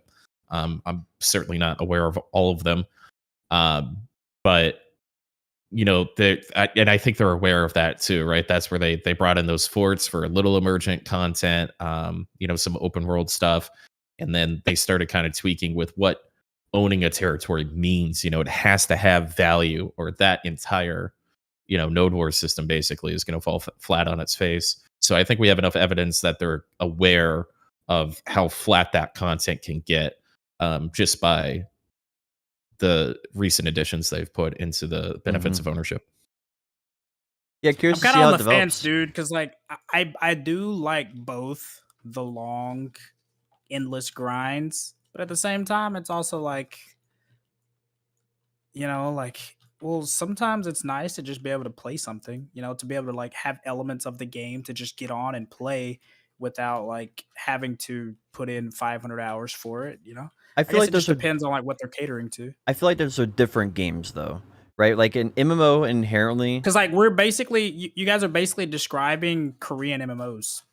That's pretty Well, much what you're I think if describing, you look right? at In the a way. games that people put the most time in, like everybody's tired of World of Warcraft, not because like it's a like inherently the worst experience in the world, because it's so easy now, right? You burn through all the content in like a week or two, and you're done, And what you're supposed to do, and then BDO's doing the same thing. Like it used to take you 6 months to a year to get all of your gear, and now you get it in literally the first like week or two of the season.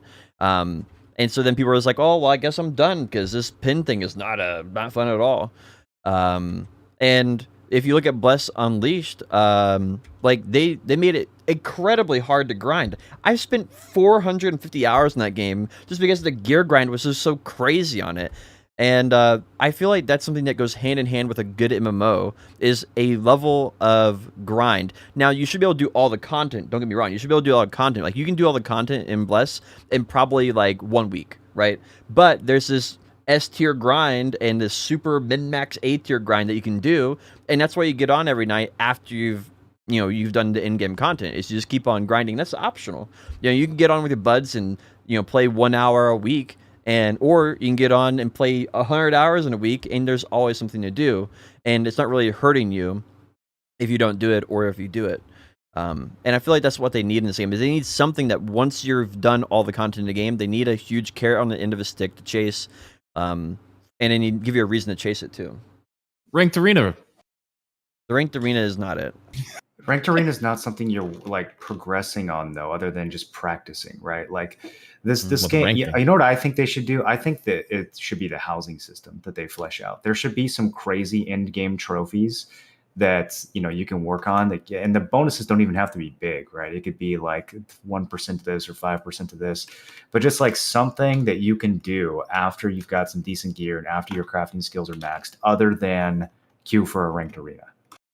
Well, so the execution in this example is obviously a flaw, and the reason that all of us are talking about a different game.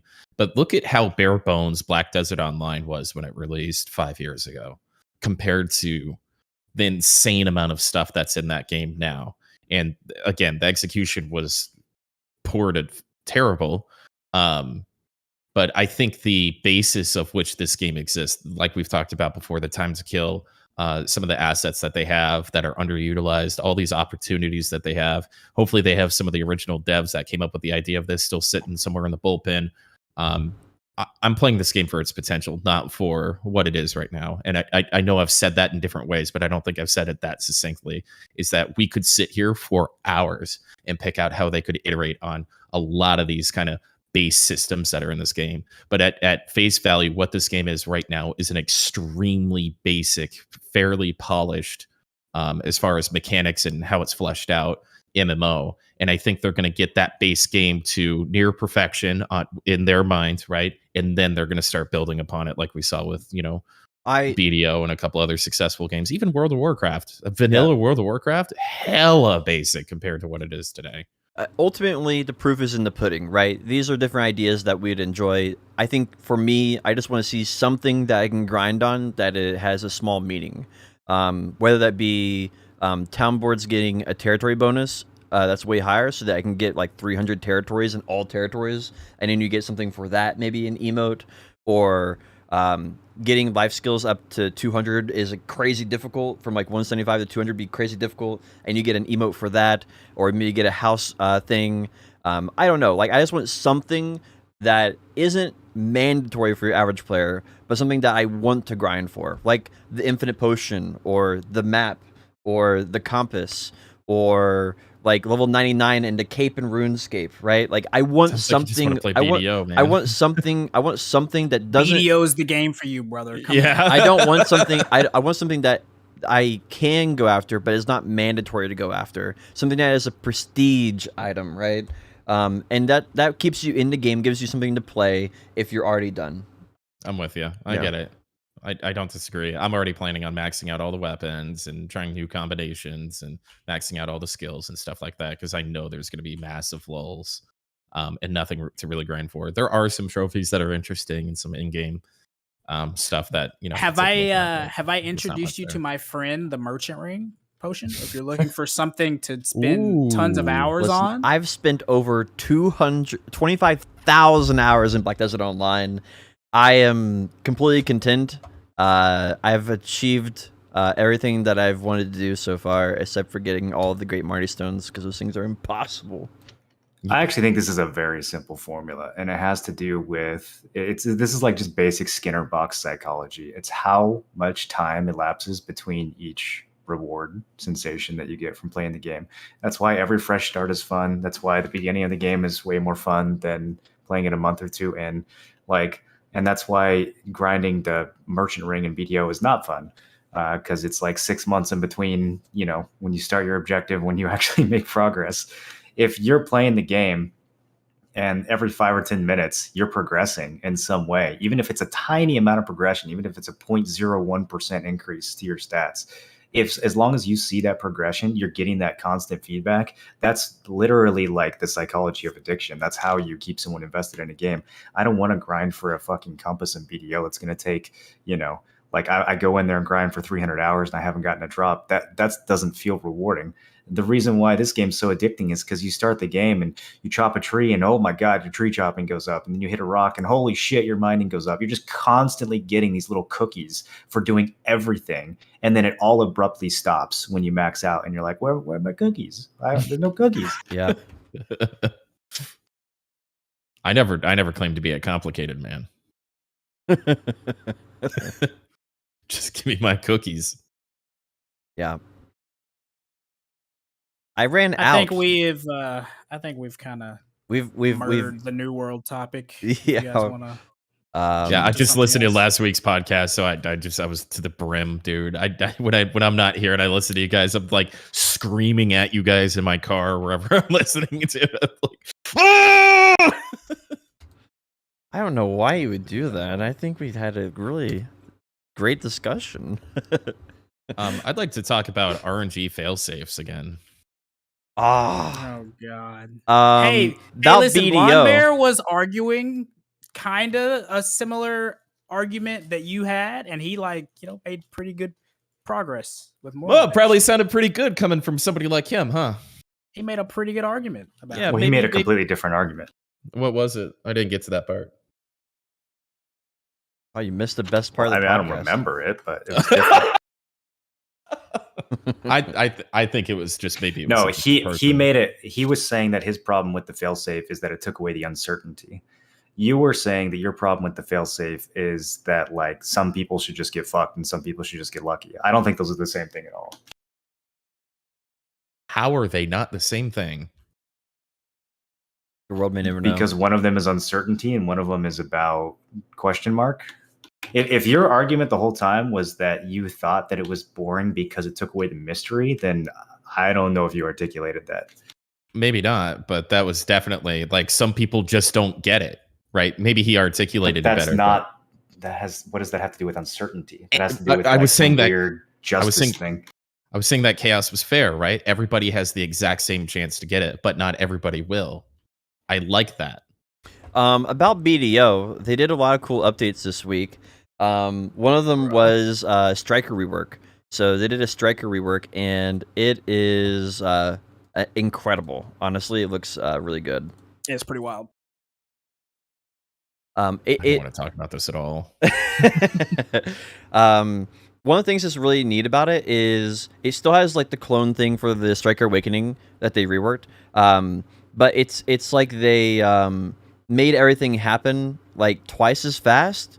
And it really comes alive in when you go and do open world. They have a little trailer of it when they're grinding Ackman, and he's doing this very similar abilities, right? They all look really similar in appearance, but they just happen so much faster that and tie together in a very smooth way that I don't know. I think I'm Well, gonna play one it. of the biggest things that I like the most about these reworks is that they're taking, because like if you look at a lot of the older classes like skill trees, they have all of this bloat and like useless stuff you never use, or stuff that should just be a passive instead of like being its own thing. It should be tied in with something else, and they're kind of turning a lot of flows into passives and things like that, which is I really like because it cleans up the skill tree a lot. I mean, because you look at fucking Tamer's skill tree, and there's all this shit that you just literally never use, and it's like, why isn't this just coupled with this? And so I like that they've been cleaning up the skill trees a lot. It's been long overdue. 100% agree. One of the biggest things that was interesting about the striker one is they moved a decent portion of his damage from the clones to the striker himself. And that's Ooh. pretty interesting as a player who plays a summon based class. So you get kind of gimped at late game because the summoning doesn't scale with your gear. So I thought that was a pretty interesting, like maybe foreshadowing of something they might do more with Okay, other so pet classes. I almost feel dumb asking this because the answer seems so obvious to me, but maybe I'm not the dumb one here. Why do clones have different stats from the player to begin with? Why is there even a distinction? Like the idea of taking damage from the clones, giving them to the player. Why aren't the clones just the player? Fuck if I don't know, bro. I don't. Is that a dumb question? Am I missing something, or is this just like asinine game design? Well, I could get into the lore of the striker and tell you why, but you don't really care about the lore, right? Is there a lore reason why your clone has different stats than you do? So I Oh, think the lore behind Striker Awakening is that they're not actually, they're not clones, but they are clones. They're like future iterations of himself. He gets the ability to channel his future self, and those clones are like literally his future self that he's But channeling. why should they have different stats than And why they like, have different shots, I don't fucking know, dude. I think Summon spaghetti code. I think part of it was originally came from Tamer, right? Tamer had Helyang, and they wanted to make Helyang have its own like scaling and feel good and rewarding to play. And I feel like that was the initial idea of all that. And I think what ended up happening is that when new classes had a pet type class, they're like, oh, we'll just give them the Helyang code and the Helyang scaling and all this, and we'll make them like separate part. Like Sorceress is Darkness Blade or whatever it is is like technically a pet that can aggro, and that was like a part of the game that I think they wanted to include, was like an aggro mechanic to that. Like Moose's projection can aggro mobs, and it's actually part of his combo now. Is he actually throws out projection, and then the mobs will actually aggro to the projection and turn their back to the Musa, and the Musa can then get free back attacks, and it's a part of his new combo now, that how people are using projection because its damage was boosted. And I think that was kind of like the rough idea. I think that they just need to kind of modernize that entire thing and reprogram it from the ground up. And just make it where the player's scaling is the same thing as the pet scaling, right? And they're this equal to each other, and the pets just scale off the player from now on. Yeah, I just don't like from a design perspective, or even from a lore perspective, I don't understand why the pet has different stats from the player. If the pet had like an inventory window the way your horse does, and you could actually get gear on the pet, like, okay, sure, give the pet their own stats, but the pet is literally just it's just an extension of the character. So why do they have different stats? Even if it had different stats, or different base stats, but at least scaled with your gear, like why don't summon scale with your base character? And that's like the question, right? Like that is the question. Why don't summon scale with yourself? Now, the Nova clone, like Nova's Shadow Simps, they technically do, because their follow-up skills have like skill percentages on them instead of going by a base like flat rate. But like all of these old summoning classes, I don't know why they started that anyway. Don't they still, like, projection has its own scaling, right? But it doesn't. It has like percentages on it, but it scales off the projection's AP and not on the Moose's AP. So I feel like Nova probably still scales improperly, if I was guessing, but I haven't obviously tested that. Yeah, clones have always been wonky because you had the times where they were like pretty much guaranteed hits, like to guaranteed to hit with 100% accuracy, and then they eventually toned that back. And then ever since then, they kind of just been like doing random base damage increases instead of just biting the bullet and coding them to scale with your gear and just fix Yeah. the problem entirely. Yeah, it just like, it's again, it's like the duct tape on leaky pipes metaphor, right? It's like instead of just fixing the pipe, you just keep wrapping more duct tape on it, like moving damage from the clone to the striker. Why don't you just make them the same? Just make the clone the same as the striker. They have the same stats. Boom, like problem solved. Well, It's and so easy. what's really weird about it is that it does scale with your AP up to 100 AP. So if you have 50 AP, the pets have 50 AP because you have 50 AP. But at 100 it caps out, and then they just don't scale anymore. They're just hard capped at 100, and they're just OP, right? And they just bounce it around like 265 AP or Kudum or something like that. So it's just strange how they decided to do it. I feel like it was just like an idea they had when the game was originally made. They kind of kept going with it for a little bit, and they just, the idea didn't work out. And instead of just saying, yeah, we need to just, take this out of the game and streamline it, they just feel like you said, they just want more duct tape. I and think it could obviously, actually be like- really cool if you like had different pets you could level up, or like even like other games, so you can find pets out in the world and capture them and like level those. I think there's a whole system here that could be super cool for these pet classes, but none of that exists. So what's with all the convoluted systems? Just streamline it. True. Yeah, to answer your question, bro, I have no idea why summons don't scale with you, like the gear that you have. I don't. Fuck if I know, bro. That is a really good question. It seems like they probably should fix that, right? I think I don't think you're the stupid one. Well, But other than that, they did some pretty interesting stuff. They made it so that with each of his shards, he can dash 3 times, sort of like He's got infinite dashing, like Succession can. So it's like So you don't have to manage shit. It's even further pushing this like big mobility creep, which is why I'm really curious to see. Like the Musa Mewa reworks are the only ones that I really care about. I also care about the Kuno one, but those are the only 3 that I'm really curious to see, because after Warrior getting even more mobility, and now Striker, Awakened Striker, and such getting more mobility, I'm really curious as to what they're gonna do with Musa Mewa, and like if they're gonna stay on life support or what.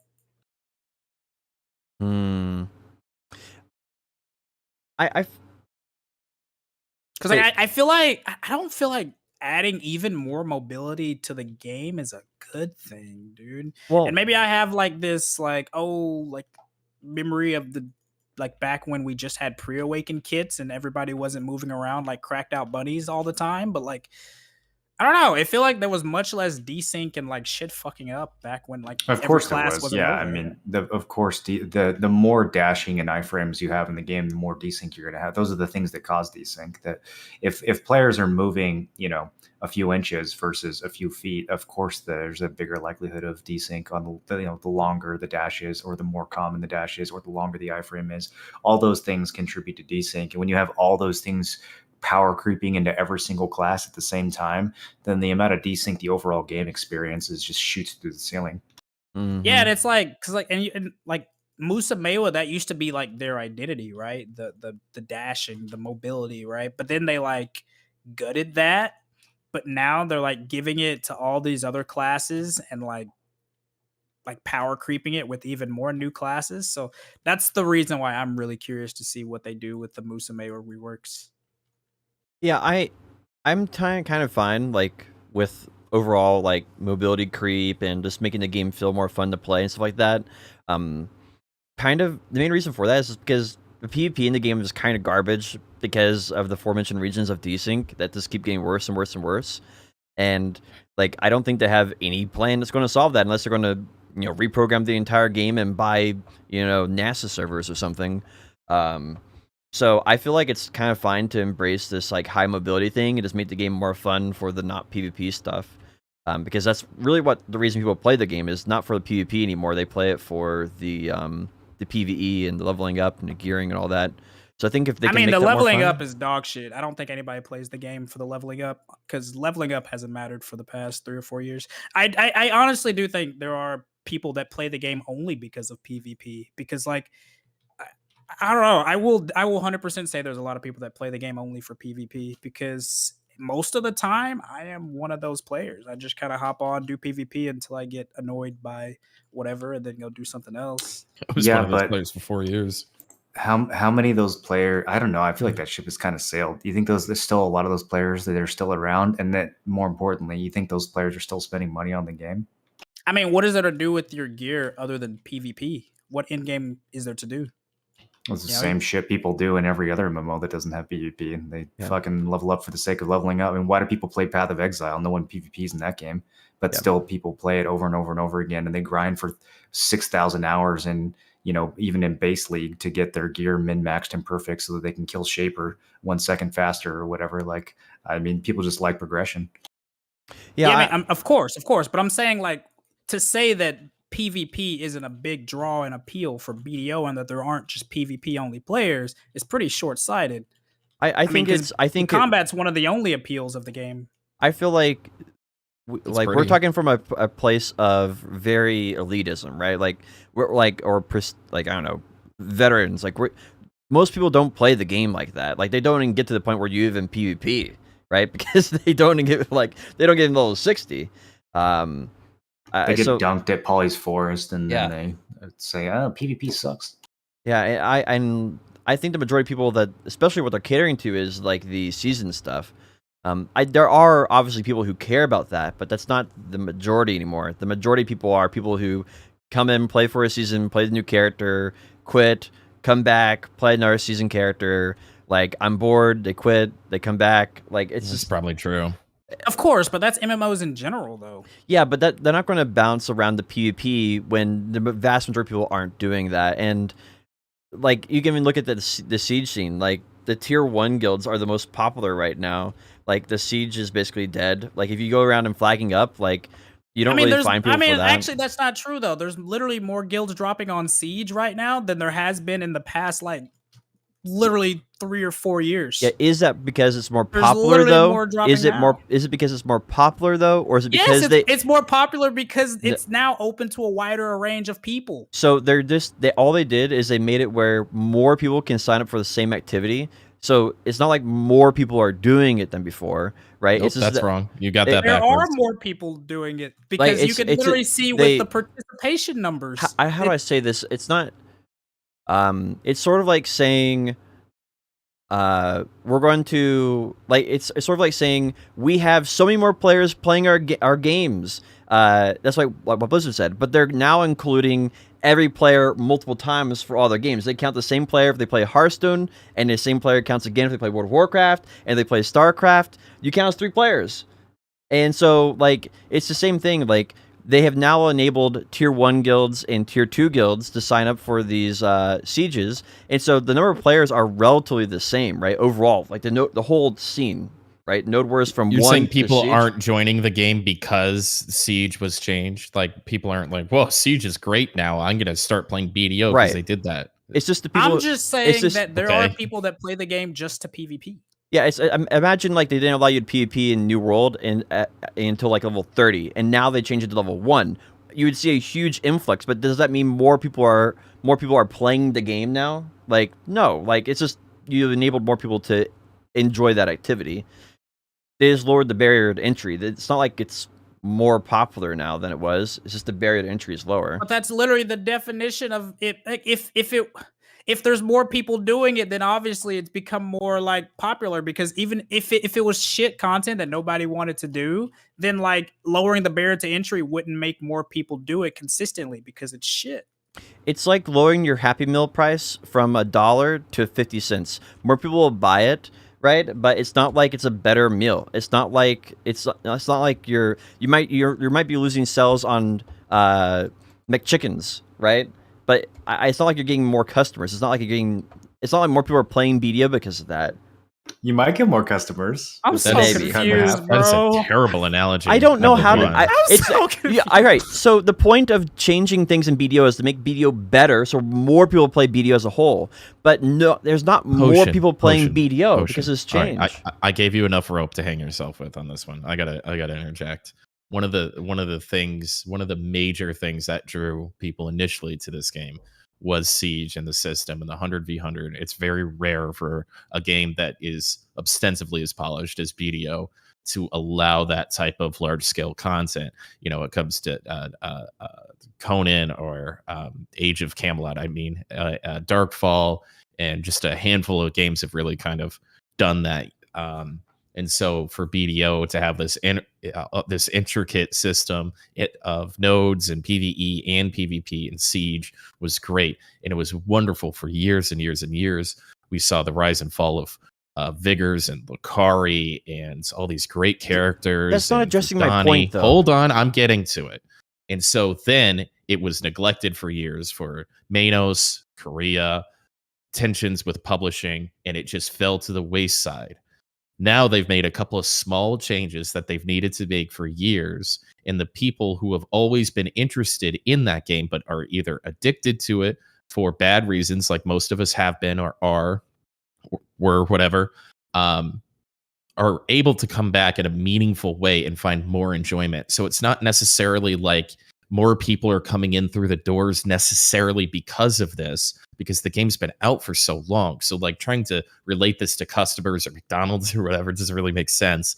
It's making the game better, as Moreland puts out, making a better game so people want to play it. They bring their friends in and they stay longer and they have more fun while they play it. That's the point of fixing Siege. It was such a huge thing for so long and it was neglected. And now it's coming back in a major way, and it's having its effect on the PvP scene through T1 guilds. Now T2 guilds are getting big. The Siege scene is huge. All this kind of stuff. All of that's good. There's no bad to be had with any of that. Those are all very good things. And the even better part of it is that they're iterating, making changes to this point system and the death system and all that kind of stuff. They're figuring it out. They're paying attention. All right. All that's good. Let me put this another way. If there's 2,000 people doing Node Wars and Siege, and then they lower the barrier to Siege, and now there's still 2,000 people doing Node Wars and Siege, but now more of those 2,000 are participating in Siege. Did Siege objectively getting better? I don't see more people playing it. Yes, because more people are doing it. Therefore, it got more popular. Yeah. That because I see it as Node Wars and Siege is one big system. So if there's 2,000 people before, and now there's still 2,000, but now the 2,000 is more visible because they're in an in-game activity rather than in tier 1. How many sieges did you do? So he's saying what he's trying to say is that there's not more people PvPing. He's saying there's just people switch from one PvP mode to a second PvP mode, but the overall number of people that are doing PvP has stayed the same. Therefore, as a whole, PvP hasn't gotten better. I think that's what he's trying to argue. Right. I mean, that's just like I don't saying, know if that's true or not, though. I don't know if the entire number of people PvPing has stayed the same. I don't know what the evidence for that is. I mean, like let's say League of Legends. If in League of Legends, let's say if like most people play just regular draft pick, if they do some change that makes ranked more accessible and it doubles or triples the amount of people doing ranked, does that make rank more popular? Yes, ranked more popular. Sure. Even though if most of those people were playing more normal popular, and the same people, right? But did that make League more popular? He's saying if they reworked Caitlyn to be a wonderful ADC, or they reworked all ADCs, let's do that. They reworked all ADCs, and the growth of League of Legends did not happen, then the rework of ADCs was a failure. Even though it's drawing more people to want to queue for it or whatever the case is, more people do it within there. If it didn't grow the game, then it was a failure. Right. That's the analogy. Yeah, I mean, but that's the thing, though. We're not even ridiculous. Like looking at it from the aspect that now it's like, oh, as a new player, you know that 2 of the sieges, you can see what their gear caps are. And as a new player, you're like, okay, if I can get to that gear, then I can compete and be on an even ground with other people. Because we're not even talking about that. I'm thinking about long term for BDO, right? It's the same problem with Twitch drops for BDO. They do these Twitch drops. There's a ton of viewers in there. It looks really, really good on paper, but it doesn't actually bring, like, it might bring people back to the game temporarily, but it doesn't have a long term standing because it doesn't fix the game.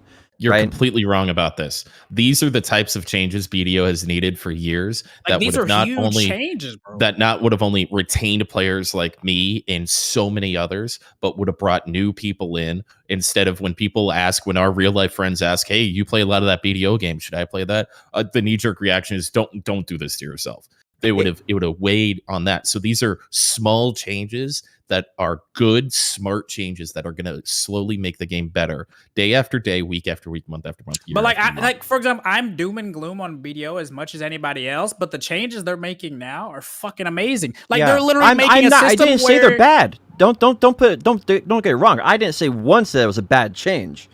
But making it seem as if this is saved BDO, right? That this is making BDO more popular. It's just, I don't think that's true. I don't think there's proof. But no, you're like I don't think just move the goalpost, because the goalpost was, has Siege become more popular? Which is yes. We never said that. I think Siege is more popular, but I don't look at Siege, because Siege and Node Wars are hand in hand, right? They're hand in hand with each other. I have always looked at them as one full system. I never looked at them separate systems. Well, you've never done Siege, man. I have done Siege. I think it's a bit different. I don't think they're the same system. I mean, they're similar for sure, but there's a special prestige and a special narrative that goes along with Siege that's not really present for Node Wars. Node Wars are kind of like, that's true, you know, the warm up and the side content, and they can be fun for sure.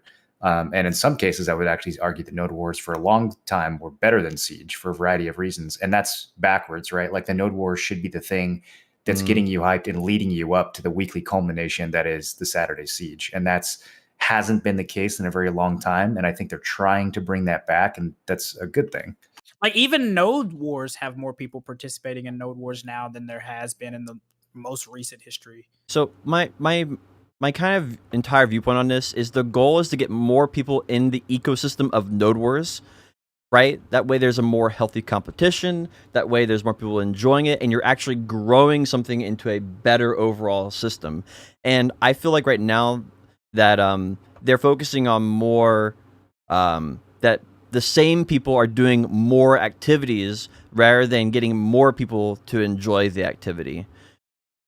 Well, by putting gear caps in, I do think they've done a lot of the good things, but I don't allowing more people to be able to be more meaningful in Siege, which would, and it's not going to be an overnight thing. Like you have 5 years of neglect. You're not going to fix 5 years of neglect in like a month, right? So it's like they are doing things and moving towards the position of making things more popular. I mean, they're literally finally adding in a system that they should have added forever, that you can run multiple relics at once, so you don't have to spend 10,000 years. I mean, that's something people have been asking forever. Yeah, and I do think that it is, like, these are very good quality of life changes. I don't think it is the change that will make the game, that will get more people into Node Wars long term. Because I'll bite. What is that change? The change that needs to happen for that is they need to fix time to kill and healing, and like this ostensively, like the slow stacking, like the things we've talked about a bazillion times. Those are the things that will continue to prevent the game from being successful long term. The lag and desync will only continue to get worse as they continue speeding up classes over time with the movement creep. And those things, until they are fixed, like until Poppin', like you literally run into invisible buildings in Node Wars and Siege. Those are the type of things that need to be worked on until people, until at least a portion of those get fixed, right? It doesn't matter how they change the Node Wars. Like, it doesn't matter how many people they get, it doesn't matter if they give people 3 billion, 5 billion to entice people to do it. It's not going to grow unless they actually start fixing some of the actual core problems. These are quality of life fixes, and they are really good, and people are going to enjoy them a lot. People who are already playing the game. So this isn't painting the back of the house while the front's on fire. These are the issues. These are not quite to the severity of massive desync ruining PvP top to bottom in most interactions, but it's probably right next door to it. This isn't cosmetic. This isn't like a life. This isn't a quality of life thing. These are real huge changes that literally killed a major part of this game that are being completely fixed. Like the bigger issues that we'll call them the S tier issues, to speak your language a little bit, those still exist, but within the people, and you're right, within the people that still can palette BDO in the way that it is, the changes that are made are A+ tier, 100%. I agree with that, yeah.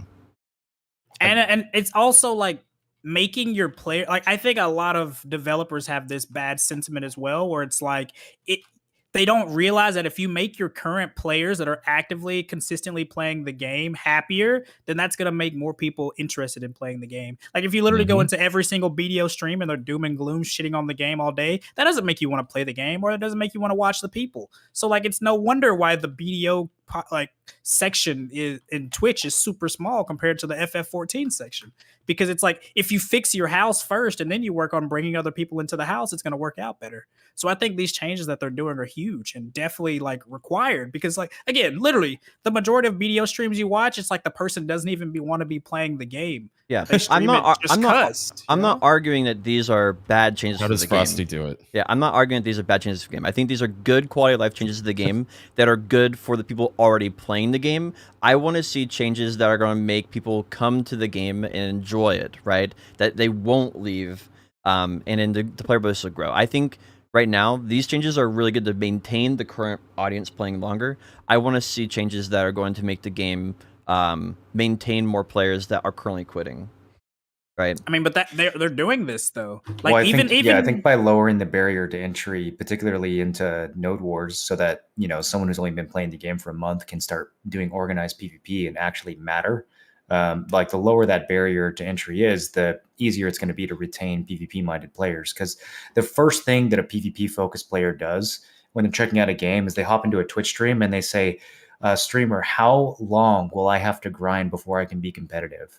That's the first thing they ask. And if you tell them 3 months or 6 months, they go, If you tell them a year, definitely no, right? But if you tell them 3 weeks, okay, I can, even if I don't give a fuck about PvE and all I want to do is kill players, I can grind for 3 weeks if that's all it takes for me to be, part of the game. Sure, that's fair. Well, with BDO, you got to ask them what color their American Express is. Yeah, that's the other question they ask, right? How much money do I have to spend? How much time do I have to spend? How much money do I have to spend? If you lower the barrier on both of those things, then of course you'll attract more players and you'll retain more players. I do think there's a second part of this that is that I guess is the main reason why I don't see it being fixed yet. How many brothers in the Philippines do you have? This is kind of like my underlying like criteria for Node Wars being fixed. At least from a guild perspective. There's balance perspective and there's guild perspective. From guilds, there needs to be a path from a brand new guild to get started today to being like to working their way up and becoming the next big siege guild. There needs to be a path this that is people my soapbox. Yeah, I feel like there needs to be a path that people see on that, right? Like, and it should be paved and really obvious. Like tier 1 should be 25 members. This is an example. Doesn't have to be this way, but tier 1s, for example, could be 25, tier 2s would be 50, tier 3s would be 75, tier 4s would be 100, or you could have like hard gear cap, soft gear cap, and then no gear cap. There's different ways you could accomplish the same thing, but there needs to be a path where people, grow their guild. You start off with no members, so, maybe making it where, there's something where it doesn't require you to have a full guild for a tier 1. I want to see there be a path to it, right? A path to growing your guild. It should be something. It's there. It's there. It's actually really easy to put a BDO guild together, especially if you have any sort of tenure or a small group of friends within the BDO community. I think that's played not the fair. game for a year. Okay, well, I've built a couple guilds even before I started streaming. If you played the game for a year and you have a couple group of friends, like you have the capability, you have that mentality. Figuring out where to go and how to get involved in Node Wars is painfully obvious and extremely easy in comparison to many other games. Yeah, but the thing and is, like, even, how many even in the sense from like the political like aspect, like Moreland's guild that he was doing T1s with, they were literally willing to help people get into the scene. Like they weren't even actively trying to destroy it. They were literally trying to like willing to help new guilds get equated to the Node War scene. We even made a Discord in Xbox BDO to help people ally against our guild so we'd have more competition. Like but why? I don't know. I'm kind of with Potion on this one. Like, why do we need to do that if it's so easy to get into? Why was it such a big deal that we're like teaching these other guilds? What? Okay, well, those guys were playing Call of Duty. Place it. Those were Call of Duty players. They weren't MMO players. I think it's probably gotten more streamlined than it used to be, but I still don't know if it's that obvious for new players to figure out like what they need for a Node Wars and how the NXs work and like which fort goes where. Like I think some of that's been simplified, but I don't know if it's that clear of a path for new Yeah. people to like hop into PvP. It's I think most people are relying on someone else who knows how to do it, and they're just hoping they can follow them. Yeah, you need to play the game a little while before you start your own guild. 100%. like that I was feel, the first thing he I said. feel like you're fairly skilled at that, right? Like as a person, you enjoy doing that. That's what you excel at. And you're very skilled at that. And like it shouldn't take someone who is like I put you like an S tier guild builder, right? Like you're great at it. But like there should be people out there who are like a B tier guild, and they should be able to put a guild together and get up to like maybe tier 2s, and they get stuck for whatever reason, X, Y, Z. That's literally what they do, though. Yeah, Like that's literally exactly the how it current works. ecosystem. That's literally how it works. No, because tier 2s can go place immediately on siege. So there's no differentiation between being a tier 1 or a siege guild right now. And so like you just feel like you get not squashed. correct. Besides, even though you have the same gear, your strategies and composition still matters, though. It's not Exactly, like- which is even though why they there's a lower it. huge gap. I'm saying that's why there is a huge gap, because your strategy matters, the number of members you have matters, your gear matters, like the amount of guild points you have matter. Like all those things are barriers to making a new guild be able to have a fair competition, even in tier 1s or tier 2s. And that's So- where I'm. This is different from New World. Why That's- does a guild? Why should a guild that's been working on their shot calling and been working together for years? Why should they get steamrolled by a person that just made a guild a week ago? Oh, that's and not what has I'm never saying at all. shot called They before? should, if you're a guild and you want it well organized, there should be an enticing factor for you to push for higher tiers, right? There should be some reason why you don't want to be in tier 1s or tier 2s or tier 3s. You want to be claiming tier 4s. And right now, there's no difference between tier 1s and tier 4s. None. As far as a guild goes, there's no purpose. You can just claim whichever one you find the most fun, That's not true either. Except for the fact that different guild members, there's literally different caps on the number of people you can bring and things like that. Yeah, but that has nothing to do with like the strategy, right? That has nothing to do with like the amount of That's guild more points you either. have. you can allocate different amount of resources Like- to different points in your strategy. What I'm talking about is like a brand new guild is like a bronze guild in League of Legends, right? It's like a bronze guild. They shouldn't be going up against platinum guilds, and they should have some way where they can avoid the platinum guilds or the gold guilds T1s. or the dime. They can't go to tier 1s because who's there? No, they are not the brand new guild. You're going to get absolutely steamrolled. They have That's not allies. true either. They know what's going on. If you go there with your 10 buddies, you're just going to get stomped on every single That's time. not true. Oh yeah, Nope. yeah. Because they have the team comp for that. They have the knowledge. They have the coordination. Nope. They have a full Discord for all already. No, Like, of course so you're wrong on everything you've said for the past 10 minutes or so. How? Somebody can get 10 people together, show up on a node, and then you see Null, who's been dead for months, roll up on you. But we'll use that example. Coordinated bunch of ex Siege players. They know what they're doing. And then they get stomped and they go, "Wow, we got our ass kicked." And then the first thing, as anybody who has half a brain would do, would message somebody at Null and be like, "Wow, that was really good. Can we avoid you for next node war? We're new and we're just trying to get our feet wet here.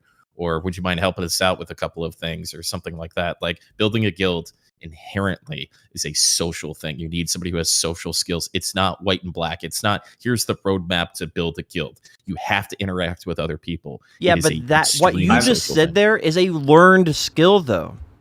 Should it not be? Like, should you? Yeah, not but have you to should be going against learn? our people who also don't know that's a learned skill. What?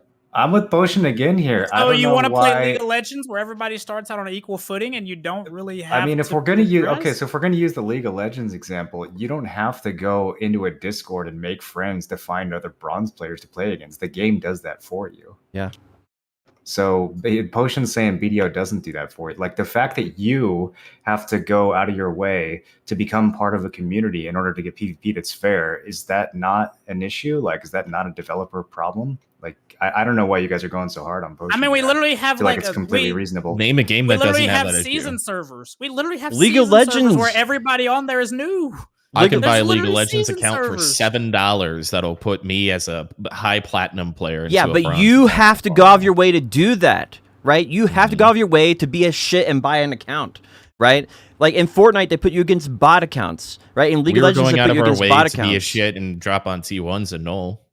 Like you have to actually go out of your way Right. to play the game improperly. Yeah, we were.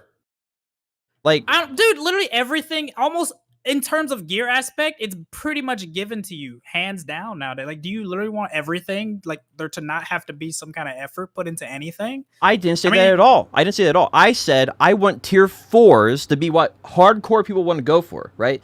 Like people who are coordinated. Tier 3s should be less prestigious than tier 4s, right? There should be a reward, a carrot, an emote, something that makes people want to go for tier 4s more than tier 3s if you're a better guild, right? You want to prove your dominance? Take a siege region. You're the best, right? There should be a reason for people to want to do that. Prestige factor, right? There should be like a ranking up system for guilds. So the problem with that, they tried doing that with I don't care about the problems. All right, I want the game to be smooth for new people making new guilds. I don't care about this. Hey, you have to socialize with me, and you have to make 10 allies, and you have to place with 5 of us. You have to avoid playing with us. You want a Like- matchmaking system for guild v guild? Hold on. So they tried doing it by making T4s pay a lot more, but the member cap was really high. It was 100 people. And so a lot of guilds that play at that level really only mandate that you're there for like one node war and siege. And a lot of them don't even mandate the node war anymore. So trying to pull 100 people on a Tuesday night just really wasn't something that happened. And then it would pale in comparison of just owning siege. And so what you're describing is what the community kind of had to solve because of the waning PvP interest by siege. It was just siege. You got qualified. You did what you had to do. It was practice and formations on Node War, and then fight night was Saturday night. And that's why it was so important to put these changes in effect that you were kind of dismissing earlier. So because the developers did a bad job developing tier 4s, and it died because of that, it is now okay to make all PvP worthless across the board. No, you're making a mountain out of an anthill on this one, man. But that's the thing, though. Like, how is all PvP worthless if there's more people doing nodes and siege now than there has been in literally the last 4 years? Because it Nobody's ever cared doesn't about mean T4s. anything. It does mean something No. if there's literally 2 to 3 times more people participating. Why do people like don't care about the siege region right now?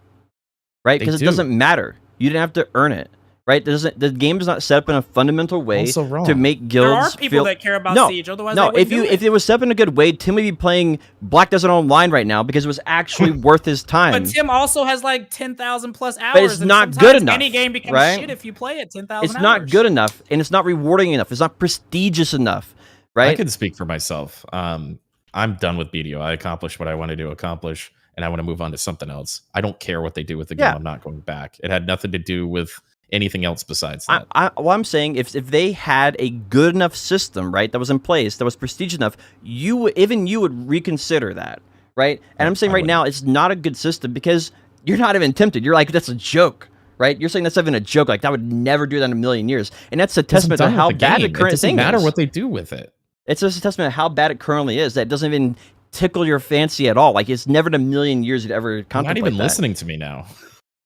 But yeah, Yeah, I think everyone's a little like weirdly worked up over this. But so here's the question, Tim: if you were starting Aftershock right now in BDO, do you think you'd have a better or a worse time starting a guild from scratch than you did, 2 or 3 years ago?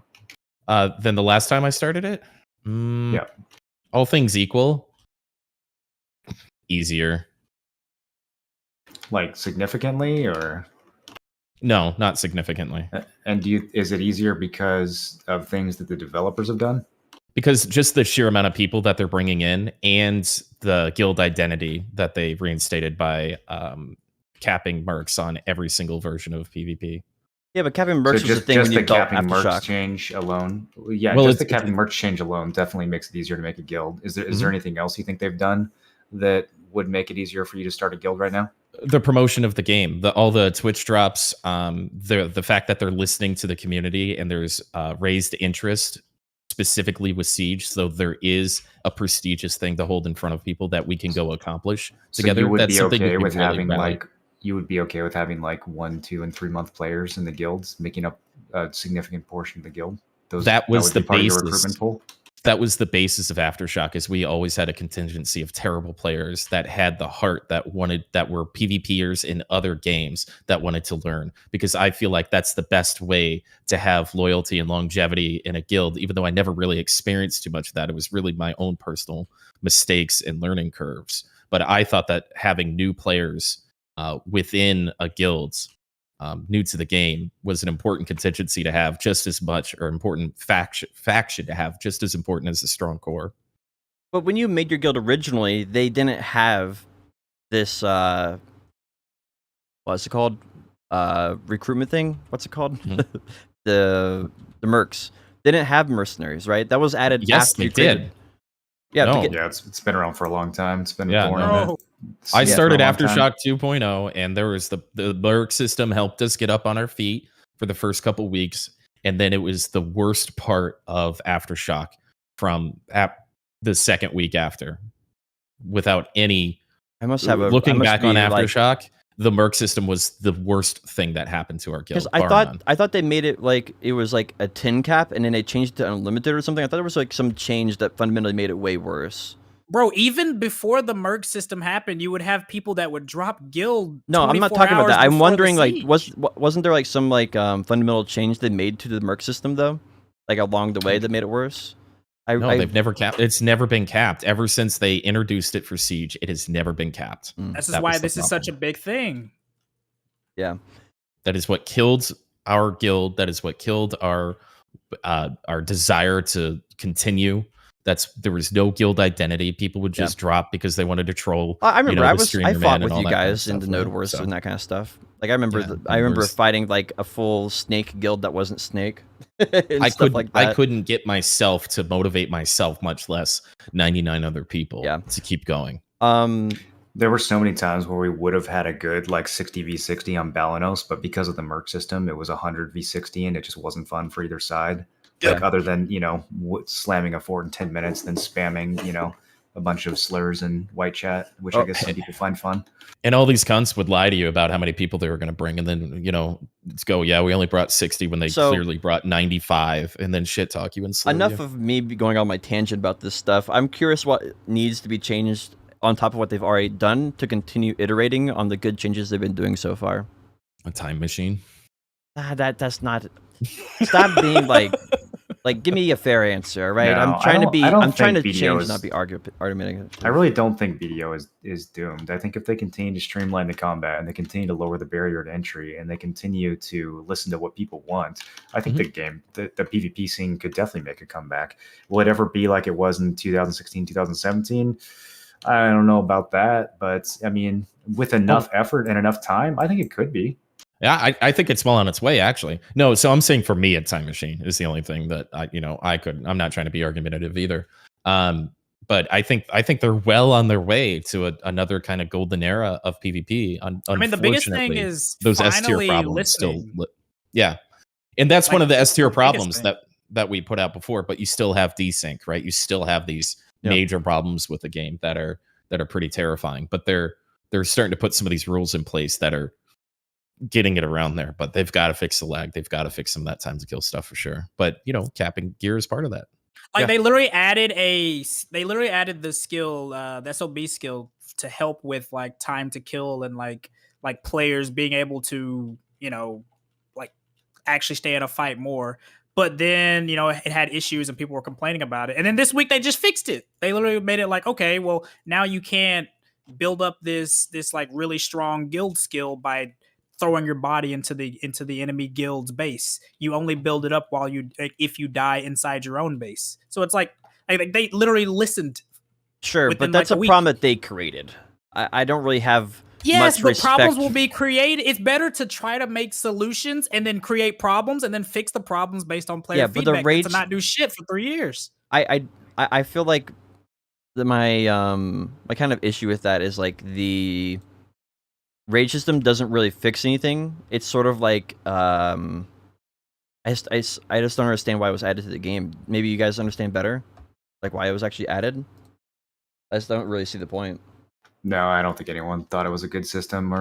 I mean, it's like Trina Axis, right? I don't think there's anyone in the entire game who was like, "Oh yeah, we need this." Yeah. It's more so the idea of trying something, right? The idea behind it is if you're getting slammed in your base by 2 guilds, you get this skill that builds up that will give you guys a couple seconds of like increased defenses to fight back. That's the general idea. And I don't think anybody ever asked for it, but it's just their idea of trying to add something. Okay. Trying to Okay. attempt something. It's because once with the time to kill, it really does come down to time to kill. And then some of these larger, older guilds, once they get a footing on your base, especially if it's like early, right? Like Jester's in chat, he just said, once Cho gets on your base, there's nothing you can really do about it. And so it gives some of these guilds a fighting chance to not just lose in 5 minutes. Is what I haven't done it, I haven't seen it, but from what you guys have described and what I've heard from other people is. And what my personal experience is, once you get set up on a base and you're casting in, man, there's nothing those guys can do except for die and have a bad time. So it gives them a fighting chance to come back to it. And the fact that it's only at your base, so you can't just go in and int and then get this super buff or whatever the case is. Like the fact that they changed it so it only happens when you're in your base is it's a smart change. I didn't like the idea at first, and now that they've iterated on it a little bit better, it sounds like a good workaround for them not knowing what to do with time to kill. Yeah, I mean, the alternative to that is really hard because you have to fix healing and burst damage, and I get like it, but I'm still going to stab them for it. Yeah, yeah, like maybe that is an okay alternative if they don't really want to tackle the beast yet. I'm trying to think. Let me look at my notes here. Season Plus was announced. If we want to kind of change gears a little bit. I love when things have pluses after them, bro. Does it make you feel good?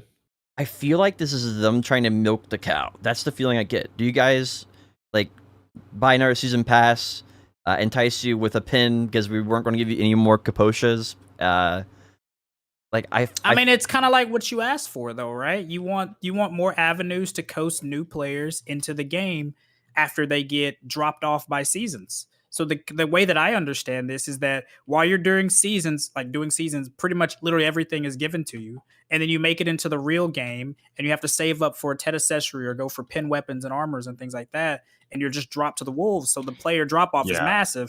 So the idea of this season plus is, yeah, exactly. So the idea of this season plus is that it literally coasts you into the game after seasons and helps you like adjust to the culture shock of being like, oh fuck, dude, like all my upgrades have come from literally just me grinding and pumping stones. Now I have to literally save up 12 billion silver to buy a Tet Black Star, So like the idea is it's what you asked for, right? To like help coast people into functions of the game that other older players are already accustomed to.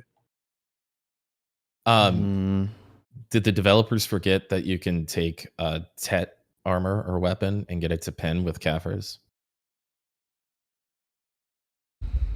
I don't think they ever intended that to be a system for people to use. Nope, that's how it was advertised.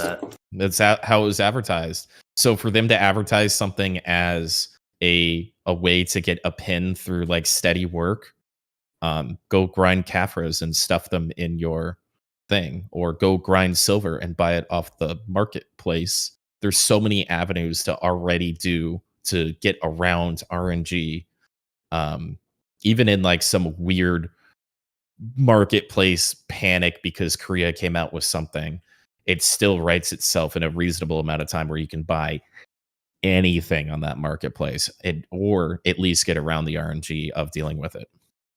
So I don't understand why are they fixing a problem that's already been fixed several times over. Well, the Kafirs isn't really a solution because Kafirs is 3 mil a pop on NA. So well, here's the problem it's like with 25, Kafirs. 30 bill to get a then pin. buy it off the marketplace. The problem with Kafirs is they introduced it as a system that you could go from Tet to pin, but then they also made it so that you could add stats on top of pin items, which was a system that didn't exist before that. So they did two different things that should have been separate systems, but they made them into one.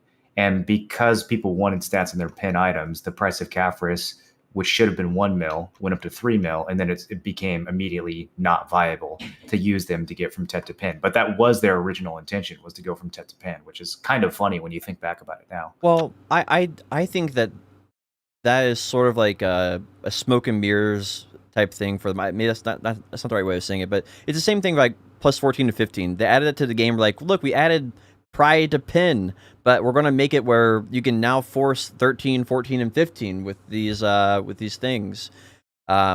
Or you can also get these refinement stones and make it plus 14, 15, and all that from refinement stones. I actually really like how they handled that. I think that's interesting, and I've always like sweated over if I should use that or not. I think out of a really bad enhancement system, how they handled 13, 14, 15 in a pry through pin era was super good. But I feel like the reason they did that is not because they wanted to make the game fundamentally better. They did that as a way to excuse adding a new enhancing system to the game. So every time they add a new enhancing system to the game, they add this coping mechanism to something old in the game and make it a little easier in theory, right? And it's the same thing they did with Kafris. They added Kafris and they added, oh look, now you can get easier pins. It's not so bad, is it?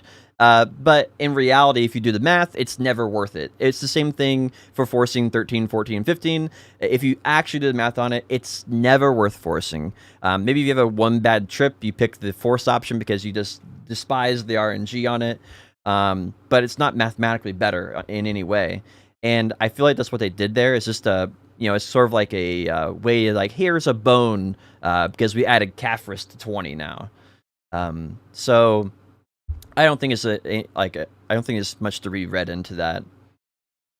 Also, I think another thing, they were trying to make it where you would use Cron stones to get Kafris, and they were trying to find a way to monetize the game in a weird way like that, where you would just Cron things to get Kafris, and then that'd be like another pay to win method as well. I just think they forgot about it. I don't disagree with you that it should have been two separate mechanics, but yeah, nice. If people are complaining about RNG, there's literally two separate and affordable, reasonable ways to get around it. Well, the idea is I don't think it's more so the season plus is something that's being implemented to, like, as for people complaining about RNG. I think it's literally just to alleviate the culture shock. Like, could you imagine starting BDO as a new player now and you having basically pin Tuvala more so given to you just, by grinding for the materials and just slamming them into your gear? And then you get dropped into the actual game where it's like, okay, well, now I really have to worry about like my silver per hour, and like my next upgrade went from just grinding some like Tuvala stones to now it's like I have to grind for 43 hours to buy this item off the marketplace, or I have to like figure out how to enhance a black star, which the game hasn't even like taught me about, like the magical black stones. So like I think it's kind of like something that really needs to happen if you want the game to be more appealing for the long term, instead of just the slow and pump and dump when a new class comes out or if a new season is started. I think it's something that has to happen. There's the way you ease people into the grind is, I think, the core issue, right? That they need to figure out how to tackle. And I don't know if this is the best way of doing that, because anyway, the idea is like the first thing you grind for your first, dopamine hit is like 5 minutes. The next one is 6 minutes. The next one is 8 minutes. The one after that's 10 minutes. Then it's 15 minutes. Then it's 20. And it slowly increases over time, so the dopamine hits spanned out. But you kind of get used to that, right? You kind of get used to that slightly longer grind for the dopamine, but you do it because you like it. And I feel like right now, like, it goes from like Tuvala gear, which takes a week or two to do, depending on how advanced you are, maybe a couple weeks if you're new. And then it goes from like a couple of weeks to literally it's like 3 months of grinding. And I feel like that gap is too much for people to kind of bridge mentally to go for the next thing. I feel like it wouldn't even hurt to make the Tuvala harder to get in order to like kind of teach people a little better for going towards the next thing. Because you have to think, right? Like, even with the Tuvala, like, even in going from enhancing Tuvala to enhancing regular boss gear, even though it's the same, it's completely different. Because like with Tuvala, you just kind of slam stuff into it willy-nilly because you can just repair it at the NPC, right? By getting more stones and buying duplicates. When you're enhancing regular gear, I mean, you get dropped into the game and memory fragments are 2.2 mil on a good day. And it's fucking as expensive as shit just to try to do like a try attempt. Well, So, I'm speaking of it more of a must. factor of time, right? Like a factor of time. It's not about how easy or similar they are. It's just that the factor of time you have to spend on one TET is relatively small compared to what I think it probably should be. And I think if it was like twice as long to get per TET, then going to that pin would be a little easier to cope with. Yeah, so it's like you get used to your upgrades being 10 minutes apart, and then all of a sudden you run out of 10-minute upgrades, and your next one's 2 months away. Like it's that jarring shift that I think needs the rework. And I think the devs can sense that something's wrong there, but they haven't quite like got their finger on the pulse yet. And they just need to look at the whole system in its entirety rather than trying to fix like just this one part at a time. Mm-hmm. I mean, I really, think they're doing a good job, though, right? I don't know. I mean, the biggest thing, literally, like the most massive change that I can think of is just being able to trade the Blackstones for fail stacks is just freaking insane. Like, obviously, there's other ways they could have done it better, but I think just adding that is been a huge change. Well, yeah, it's a very good change, but I mean, the thing is, like, they figured that out with BDO Mobile 2-3 years ago, whenever that started, right? So, like, why is there such a delay? I mean, the solutions to some of these problems are very obvious, and yet they're still like extremely slow to implement them. yeah, I feel like the issue is they're quickly running out of things that are obvious to the players. Like the players are not game developers, and there's only so long you can listen to players' feedback until eventually you have to come up with your own like intuition about what makes a game good, what needs to be fixed. And I feel like they're starting to run into that problem a little bit with like some like Tavalla. Like, players will tell you that I want Tavalla faster. And the result might not be that Tavalla should be faster or pins should be easier and stuff. I mean, that would obviously make the game, like a little bit more enjoyable, but at the sacrifice of the longevity of the game. Yeah, but in the same narrative, you just said that they should make it easy for someone to make a new guild and get into Node Wars, and then like not really have to stress about learning those intangible skills. But now you're saying that in terms of progression, a person should have to slog through making Tuvala. Like you can't. You're conflating two different ideas, right? One is a streamlined process of getting gear, which is Tuvala, which is really good, and we're talking about making that require more time, but the streamlined process doesn't change. For making a guild, making a guild and getting it into Node Wars is not a streamlined process. It's not very clear. It's not easy to do. It's like trying to do getting your gear in BDO without seasons. It's not really that good. And that's kind of the difference there. One is a factor of time. The other one is kind of like a streamlined process. And I feel like in Tuvala, it's already really a good system. It's actually really good. They just need to make it where the factor of time balances out better. So player expectations are more reasonable when it comes to the actual gear in the game. And then for seasons, for guilds, it's not a time factor. It's more a streamline factor. And I think those are a little different, personally. Wow. Dude, I'm surprised that I actually was able to get you guys to talk about BDO for more than an hour, honestly. I'm not happy about it. Like, that's an achievement from my end, honestly. I'm the only one that still plays. You're a fucking troll. I mean, I'm gonna need something to do, a year and a half from now when I get bored of Lost Ark. So, keeping my eyes on BDO. Yeah, if you ever actually did that, how many people would be like, "Huh, so you finally came back to BDO? Huh? Yeah. I knew you couldn't stay away. I knew you wouldn't be able to stay away for 2 years. No one quits BDO forever. You guys want to talk about Elyon? Yep. Whoa. What is there to talk about in terms of Elyon? What they do? Oh, well, so they did Get a ready thing. for this. You know how people were paying $100 to pre-order the games? They could get head starts and stuff. There were dumbasses doing that? Wow. Tell me more. Well, the game is now going free to play.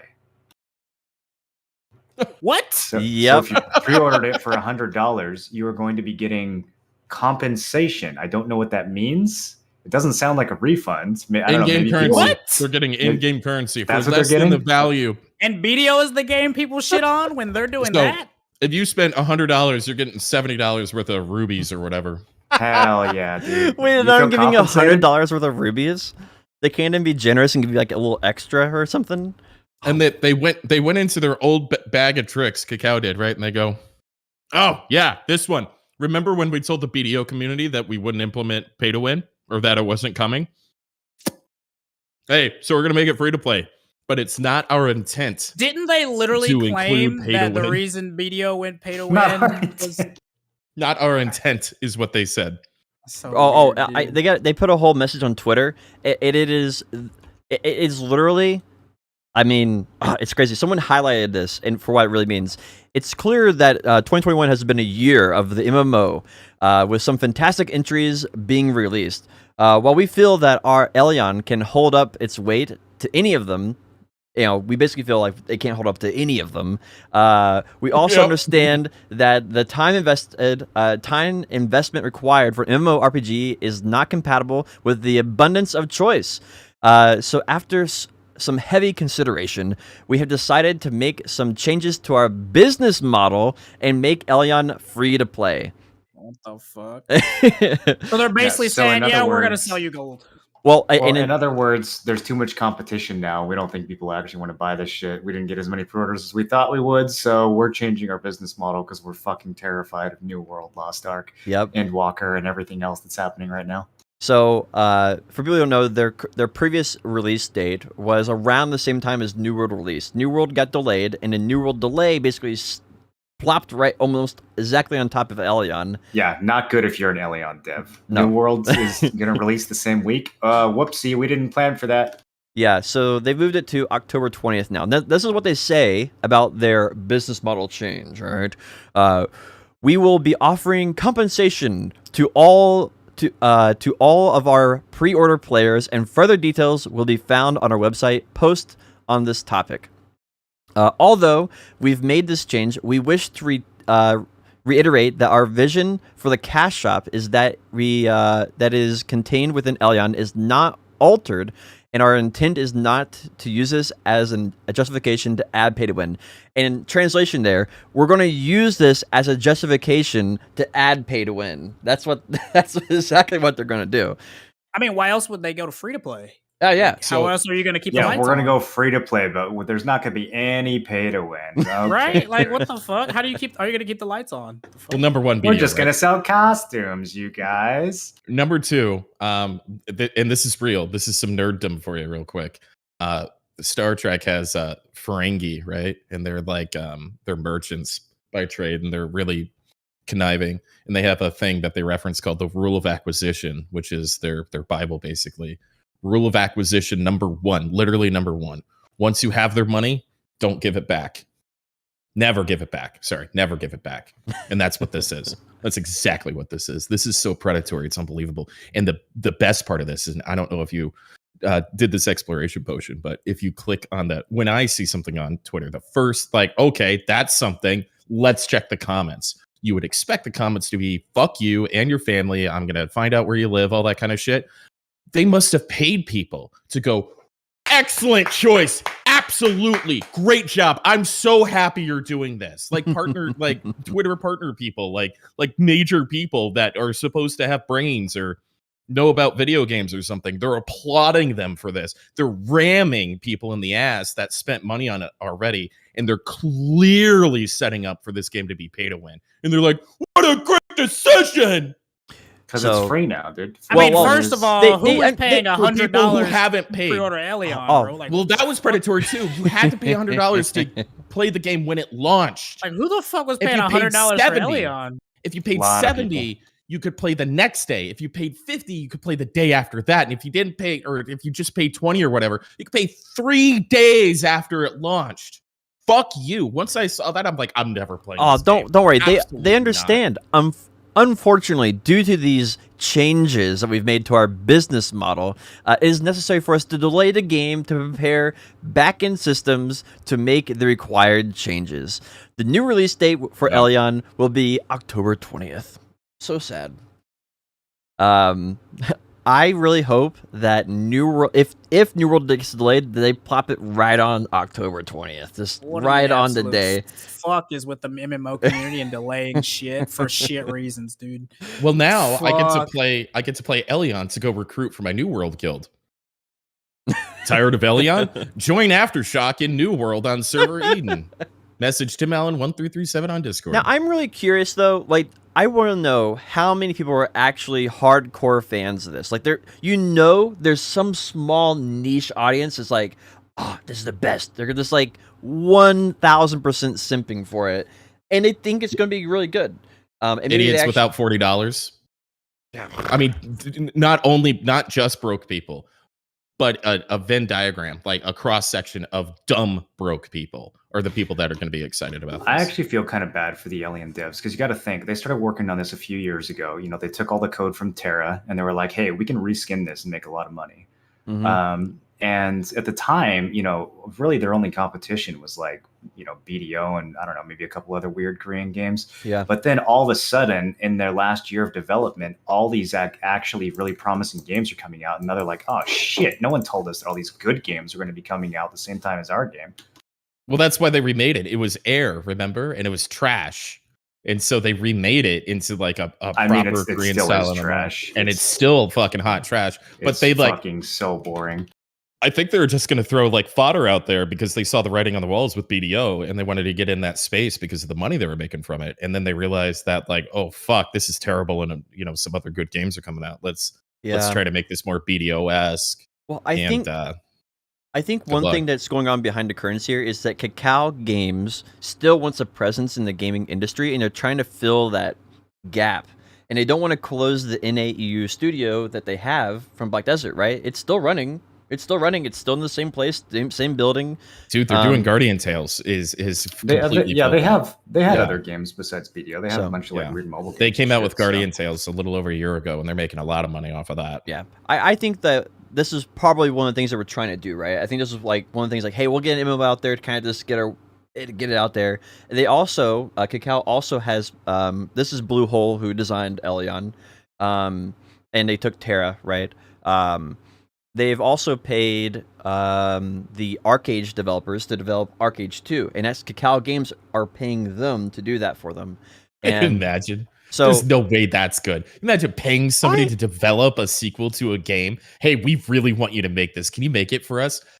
Sure, if you pay me. That's going to have so much soul and direction and heart. It's just going to be a wonderful experience. I think if they're genuinely designing it from the ground up and not just taking, ArcAge, if they're genuinely designing it from the ground up on a new engine, and they have a good dev team, they're taking like 3 years to make it, something like that. 3 or 4 years. I do think that if there was an MMO that was to be remade, and if they pulled it off, it would be pretty huge. I would say ArcAge, because like the game on release and around that first year of life was huge. It was like massive, like pretty groundbreaking in some of the things, but then they kind of fucked up with the management and the way that they like monetized it. So like, I mean, you're it's thinking possible, too much into this. but it's probably not going to happen though. In reality, you're thinking too much into this. The premise of the idea, if they have to pay them to develop this game, if they have to pay the developers to develop the game, the premise is already wrong. The game's failed. If I like being a doctor, I still want to get paid. That doesn't mean I don't like being a doctor. What are you saying? This is like this is your parents paying you to go to doctor school because they want you to be a medical school because they want you to be a doctor. That's what this is. It won't work. It's going to fail. But they've already made a game before, so they're already a doctor before they're getting paid to be. Well, if they understand that analogy doesn't work. Like this is, I think your idea is actually spot on, Tim. If Black Desert didn't exist, because Black Desert literally exists because of that, right?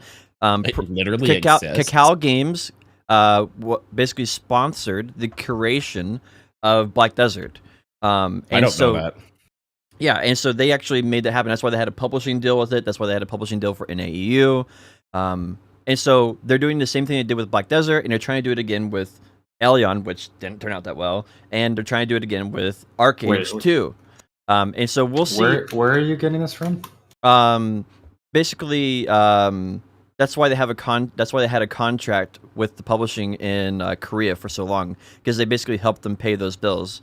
And that's why they got out of that contract. Is that the developers kept the rights after the separation, but the money was coming from KEKW Games in Korea. Yeah. They were the major funding there. That's the whole reason why they wanted to get out from underneath the thumb of KEKW Games in Korea. Like KEKW Games in Korea is a big. I'd be interested to read more about that. Yeah, it's a really big thing. They got a deal from KEKW Games to help them, And then they had a really, really big investor early on, who's currently still holds a big stake in Pearl Abyss. You can go look it up on what's the Facebook for business? What's that thing called? Lemon Party. No, LinkedIn. LinkedIn. Oh, fucking You can look in LinkedIn and you can go back and see where they got a huge investment and probably find a little bit of tracking from there if you want to look it up a little bit more. But yeah, that was a big part of it for like a long time, and I think KEKW Games is just trying to fill that void a little bit and try to have another game in that section. And I don't know if they'll be successful or not. Like I think they're going to set up the same deal, right? Elyon will probably fall back to the developers after a couple of years, and the developers will have to choose to renew or not to renew. And then the same thing will be true with ArcH 2, I would imagine, is that they're going to pay for development of ArcH 2. Developers get to keep the IP rights, and then after a couple of years, they have to choose to renew or not. And I assume it's just going to be the same thing, and they're just trying to fill that void that they have from Black Desert. Man, I will be amazed. That was a roller coaster. If Elyon is still growing after a year. Oh, no. Isn't free to play is what they put games that are on life support, right? So They're this game has life support before it even launches. Yeah, the patient's already dead. They're in denial. They're so deep into it, they literally have to scam people for pre-orders and then try to lie to you without. It's not our intention to put pay to win mechanics in. How more obvious? What do they a have weird to be wording. Yeah, that we're going to fuck you in the ass the second we can. We didn't get in the van. We It's didn't totally intend safe to do pay to win. We didn't mean to. It just sort of happened. Well, if we want to keep the game on, we've got to monetize it better than what's happening now. So we didn't intend for this to be the case, but unfortunately our game sucks and not enough people are giving us money for our bad game. So now we're forced to, but we didn't intend to. If you look at the business side of things, like they're just trying to get their money back out of this investment, right? They're trying to get their money back out of it and then put that into probably ArcH 2 or whatever they're going to do, right? That's all they're trying to do is business side, and I get that. Like, it sucks the players are going to get the short end of the stick on this. But that's what that's what they're trying to do. They just scammed thousands of people and didn't even give them the direct valuation of the money that they used to pre-order. I mean, and probably they're still setting get a the refund, stage for though, pay to right? win. Yeah, I'm if sure you they go can through PayPal go or and get a something. chargeback or whatever. I mean, like, bot gold sellers and pilots are probably happy about that because they Dude, get this their is- like accounts for free. If you're gonna spend money on Elyon, you're a fucking idiot. I'll just say that straight up. I man. actually think that overall they're doing their players a favor, because if you did do the $100 pre-order, you're probably just going to go ask for a refund, right? And then you're still going to try the free-to-play version of the game. So luckily, like, I think for a lot of these people, they'll actually not spend money on the game and they'll get to try it for free and realize that it never was worth $100. And then, they'll still waste their time, but at least they'll get to save some They cash. got $70 worth of pay to win to use in 6 months when it comes out. It's not their intent to be pay to win, Tim. This is so dumb. But I can't believe the Twitter. They're going to use Twitter those feed of people rubies that on believe skins. They're going to spend their rubies on skins, okay? Well, I know they are, and then pay to win's going to come out. They're going to be like, "Oh shucks, I should've seen that $70 coming." worth of costumes. I don't think it's like, we already know that, right? We already understand how the game's going to be. We have experience with KEKW Games and BDO and all this stuff. Like, I'm not really too worried about it. Like, it's not going to affect us, right, in any significant way. Like, anybody who's played BDO and like watched BDO streamers, like, they're not going to get affected in any significant way. I don't really care too much. Like, I don't think it's a big deal. Like, I mean, this is a company that we have. Whatever your opinion about this company is, it doesn't even matter. Let's call them Company X. Comes out with a video game they've been working on, has a beta, everybody tries it. Bland response. Then they have this really predatory pre-order thing, and then they go, "Oh, never mind. Here's 70% of your value and in-game stuff. By the way, we're not intending to put pay to win in just because it's free to play, even though every Korean game that's ever done that does that." I mean, everybody's going to agree even with you. if that doesn't affect you, that is predatory as fuck. It's skeevy as fuck, and there should be some major backlash. But you got these idiots or bot accounts or people they're paying to go, "Well, great choice." It's objectively unethical. Sure. But there's all sorts of people all across the entire world that are being unethical and mean and stuff like that. Like, I don't know if I want to spend my entire day about arguing MMOs. about it. Potion, come on, we're in a podcast about MMOs. I don't want to argue about it all day. That we talk about. You're not wrong. Like, You it's can't not just worth go, my "Oh, people are bad. It's That's not. all right." It's not worth my time to argue about it all day. Like, we all can so agree it's let's move on to a topic that is worth your time then. My bad. I thought corruption and obvious scamming within the MMO community in a game that used to publish the game that we all made our streams over was an interesting topic. I'm It sorry was to bore way you. more Let's move interesting on. talking about coronavirus and medical corruption there. All right. Oh, yeah. Let's go back to that. Though I'm gonna throw up on stream right now.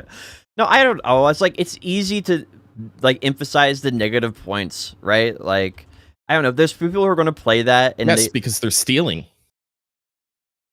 people are going to get their money back if they want their money back. Yeah, I mean, I think you're exaggerating a little bit. I'm pretty sure you can get a refund if you just ask for a refund. But it is like the fact that they were selling these pre-orders to begin with for so much money is already like a big fucking joke. Yeah. And then trying to, I think where the like the unethical or the scam part of this comes in is them pretending like this change isn't going to be an incentive for the devs to add predatory pay to win mechanics later on. True. Of fucking course it is. Like, it's not our intent to add pay to win. What the fuck does that mean? If they came out and said, okay, we're going free to play, but we are promising you guys right now that our microtransactions are going to be cosmetic only and they will not be gameplay affecting. They will not affect your character strength or their progress. If they made a statement like that, I would be like, sure, fine, that's great. Yeah. Like, if you think you can sustain that model, it's kind of sketchy, but if you think you can sustain that model, amazing. But coming out and saying we're going free to play and it's not our intention to add pay to win, that's a scam.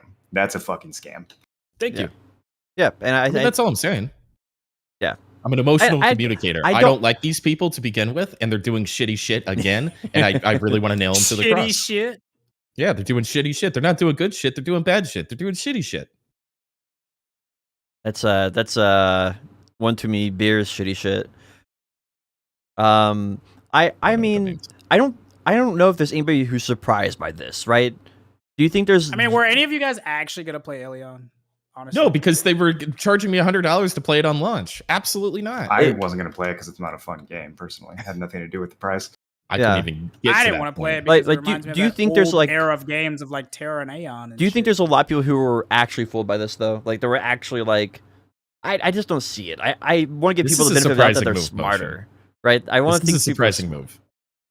Unprecedented. This is an unprecedented, slimy, surprising move. You're surprised by the sliminess of KEKW games? It's not, I mean, I don't know if it's unprecedented. There's quite a bit of precedent. I think it's brazen even for them. I really do. Hmm. I mean, they kind of obviously it probably wasn't fully under their control with the BDO thing, but I mean, they also told us back then in BDO 2017 that There's it would be BDO a better partners way. saying it's a good thing. Oh my god! Wow. There are. The BDO partners have consistently Yikes. bad takes about everything. Apparently, that just keeps True. getting worse and worse, huh? Well, the ones that good takes aren't playing the game anymore. The inmates are running the True. asylum over there. Hey, bro, Nico Tulo don't play no more. He don't make good takes. So, Don't slander Nico. We're having him on next week. oh, true, true. I actually, I'm sick. I do think he has like reasonable. Stop. I do think he has reasonable takes, not on everything, but as far as like a hardcore player who likes doing PVE progression to get to PvP, I think his takes are reasonable on that particular topic. On the mountain of saying that after the mountain of bad takes over the past 2 hours I've sat through with you, that means nothing to me. I have no idea if he has good takes or not, and I don't really care. I think we should have him on either way. Potion's gonna slap me. He's gonna reach right through the. Nah, Let's go back to Potions talking about Siege and Node War, please. I don't know which one of my the topics we've had today was the best or worst or whatever. It was that one. I just think I didn't do a good job communicating what I wanted to say, right? yeah, my I didn't chat actually was want to react to erupting. it. Like, why should Potion have any say on PvP if he don't Lit- PvP? All I right, was like, that- "Well, that- I heard that I whole heard nar- your chat. That I heard whole your chat was also getting mad at me for being skeptical of the vaccine. So I don't know. True. Might have What you got going might have a on bit of a over there, hive mind. Kerr? Might have a bit of a hive mind over there. Yeah, I think like one of the things though is there's been this whole like topic that Potion can't have PvP takes, right? Because he doesn't PvP as much as I think, and it's just I don't like the. Oh boy. It doesn't make sense to me, right? It's like it's not like anyone else has played BDO more than I have, really, right? And like just because I don't PvP as much as other people do, or maybe I don't enjoy it as much, I don't think that it invalidates my opinion on it. And so people just want to throw this back every single time I have any type of opinion on PvP, that your opinion is invalidated because I have more experience than you. And I think that's just fundamentally bothers me. Like it really does, and it continues getting thrown out every time I say anything about PvP. Right? People in chat immediately say that, and then Kerr, like you even regurgitate it, like which is reinforcing it too. I just feel like it's really weird, and I'm not necessarily mad about it. It's just people being people at the end of the day. But I do think if I didn't drive a car, I would never say cars shouldn't have airbags or some dumb shit like that. Well, I don't know. Do you need to drive or not drive to know if cars should have airbag? I feel like some of the stuff can be discussed with experience, and some of the stuff can be discussed without direct he's talking experience. about like really intricate parts that are like when you're on the inside of this stuff, when you've experienced it and lived it for years. Yeah, but your experience is like, well, in my experience, I got on Discord and like talked to other guilds and made friends, and that's how we solved the problem. And like, you don't have to experience that to have a philosophical view that solving the game's bad design in Discord is not the right way, and that the devs should offer those in-game tools instead of out-of-game tools to player. Like, I don't know. I feel like I'm definitely on board with like, you know, sometimes people are talking out of their ass in this podcast on a variety of topics, but I really don't think that was the case today with the whole siege thing. I think you guys were being why people get frustrated with some of your takes regarding Node War and Siege is because they're so obviously out of pocket and not that does not justify talking bad about me though. I don't know. Definitely not personally. All of us here, we definitely don't mean any like villain. When I don't know the intricacies of something, I generally speak less about it. I think is just like the main point. But like you go on for like 15 minutes about, and you kind of make shit up a little bit on it too. That it's, I mean, I said that's wrong like 7 times in a row in like a 5-minute. Yes, but then you don't tell me exactly what is wrong about it. It's interesting to have a conversation about topics, right? Right. It's interesting to have a conversation about why you disagree on a particular topic and then justify those points, and then I can have a counter argument to that. But then I don't ever get the logical statement as a counter argument. I explain it to you every time. Yeah, I explain it to you every single time. Yeah, I mean, you could re-listen to it, and I explained every single. I tried. And you didn't really stop, so I couldn't like interject every this is single not time. this is not worth the rabbit hole. This is like going down. Okay. But like it ultimately, like what it boils down to is I don't think that we should, if someone has less experience in a topic, right, you educate them gently into the correct direction by leading them to the clues and take them to the next point, right? And I feel like at this point, a lot of times when I have a PvP opinion, and and they're not always right, they're not even close to right sometimes, I feel like I'm just immediately turned into a villain without really explaining why. Like I want to kind of, I'm some of my takes are like elementary, right? But that means there's also hundreds of other people out there who also don't understand it fundamentally. Well, the biggest thing for me, I mean, is like how you were saying earlier. You were like that you don't think Siege and Node War is more popular now with all the changes they've made, and it's objectively more popular because there's literally 3 times more people dropping. Well, you don't know that though, right? We can tell. We can literally see by the number of forts and the amount of kills and stuff people are getting in their gear screens, and like the number of people like that are making new alliances and things to participate. That's things that we could definitely see. It's obviously we can't see the back end. It's anecdotal evidence, though, isn't it? Right? But isn't that the same thing when you say that it's not getting bigger, Potion? I mean, if we don't know, we don't know. Like you guys are both asserting in opposite directions. Yeah, I think that's a strong point, right? It's we both sides don't really know or have data to back up their argument, and so I think it's worth discussing both of them and seeing where the merits are of the arguments. So anyway, I don't know. We should go on to probably something else. Like we can literally see there's more people at the sieges. Is all I'm saying. So it's like objectively more people doing it. Well, that's just because you're watching streams, right? You're looking from a very narrow lens. There's a counter of how many forts are on each territory. You can literally open your map. Okay. Okay. What else do we have to discuss this I'm week? thirsty, bro. Elvia spots are getting easier. Some of them are getting a little easier. Kerr's got oh a God, fat butt. Damn, he's back on big. BDO. Yeah, they're making all the ones that are like, I think like they're making them like 240 AP or something like that. Like the desert or swamp Fogans is one of them. Swamp Nagas is one of them. There's like a few of them that they're Are they making nerfing the easier. loot, or are they just making all the spots easier? I think they're just lowering the AP and keeping the loot the same, but I really didn't read into it enough to be able to talk into it in like detail. That's interesting, I guess. Kerr, for the Elvia What? spot changes, do you know the details of that?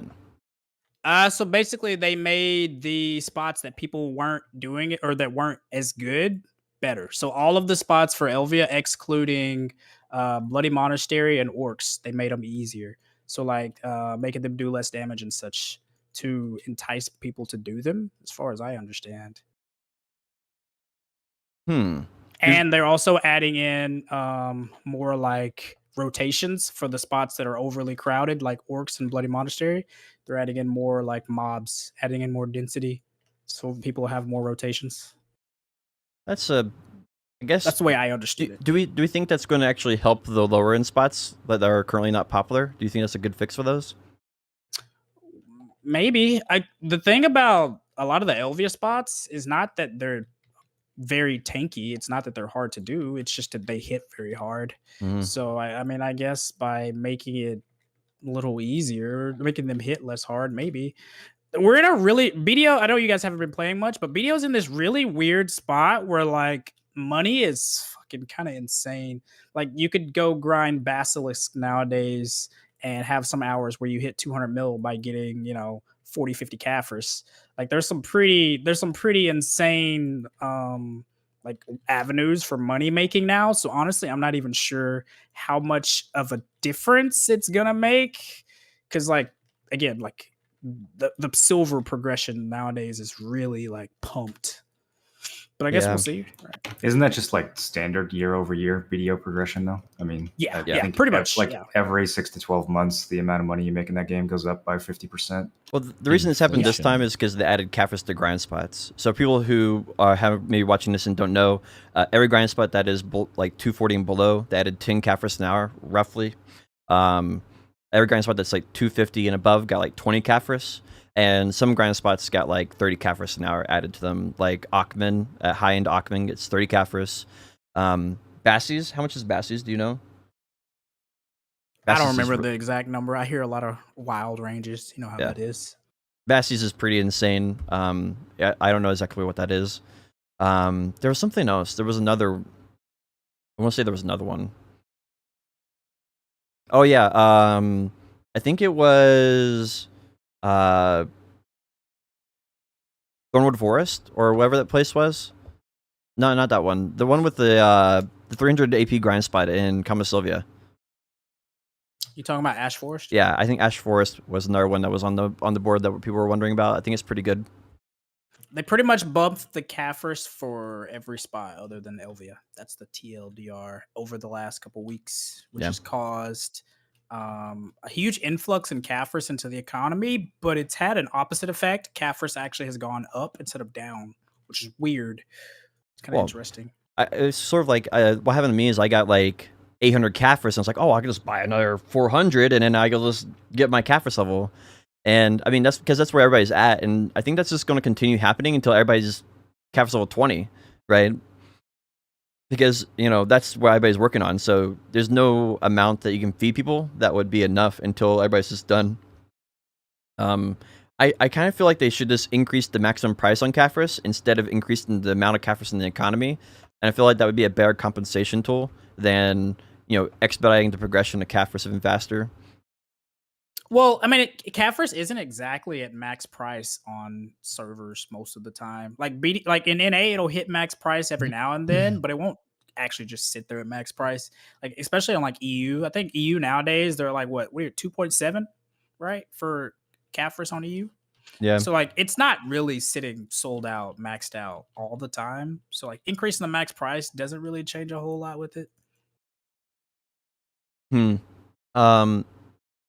What do you think they're like? What do you think is going to come after Cafris? Because at this point, people are going to be done with Cafris within the next year, probably. Like at least the hardcore community will be. Do you think they're going to add like another grind to the game or something? I think there's Dead such Super a Cafris. I don't know, dude. I think there's such a revolving door of players that Cafris is always going to be expensive. Because, like, think about it, right? In theory, Vel's heart should go down as time goes on because everybody only needs one, right? And they're such but they've only just gone up and up year for year. So, like, I think there's more players coming in and staying in than you think. Because, like, why else would Vel, keep continuously going up in price when every player only needs a single one? If they decide to go with Vel's heart. Yeah, that makes sense. So we'll see. I don't know.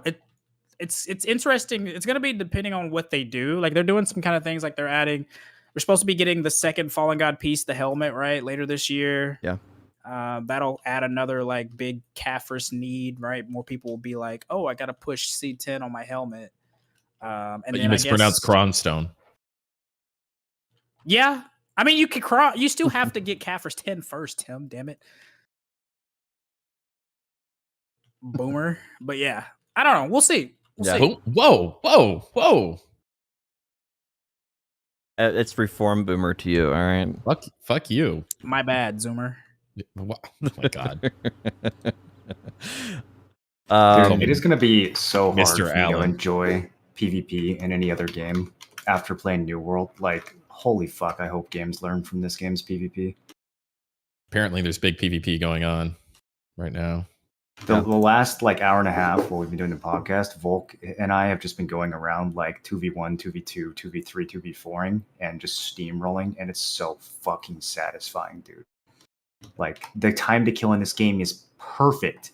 It's so good. I can't it has to be an accident how good it is. It almost certainly is. I'm out of topics. I don't have any more topics on my list. Wait, Moral, didn't you literally just say that you got bored of smacking people outside of First Light? Big PvP in Monarchs. We need to go to Monarchs. Is that where we're going? Yeah. Once I kill this alligator. Yeah, I will get bored. If I do this for another hour or two, I probably will get bored of it, honestly. What do you guys I'm out of topics. What else do you guys want to talk about? I feel like I owe Kerr or Tim a topic at the very least because of how much drama or I don't know, whatever you want to call my shenanigans today. Nah, dude, you're good. I'm trying. Fuck you. It's been 3 hours. I mean, what else is going on? I don't know. Not much. What's up with you?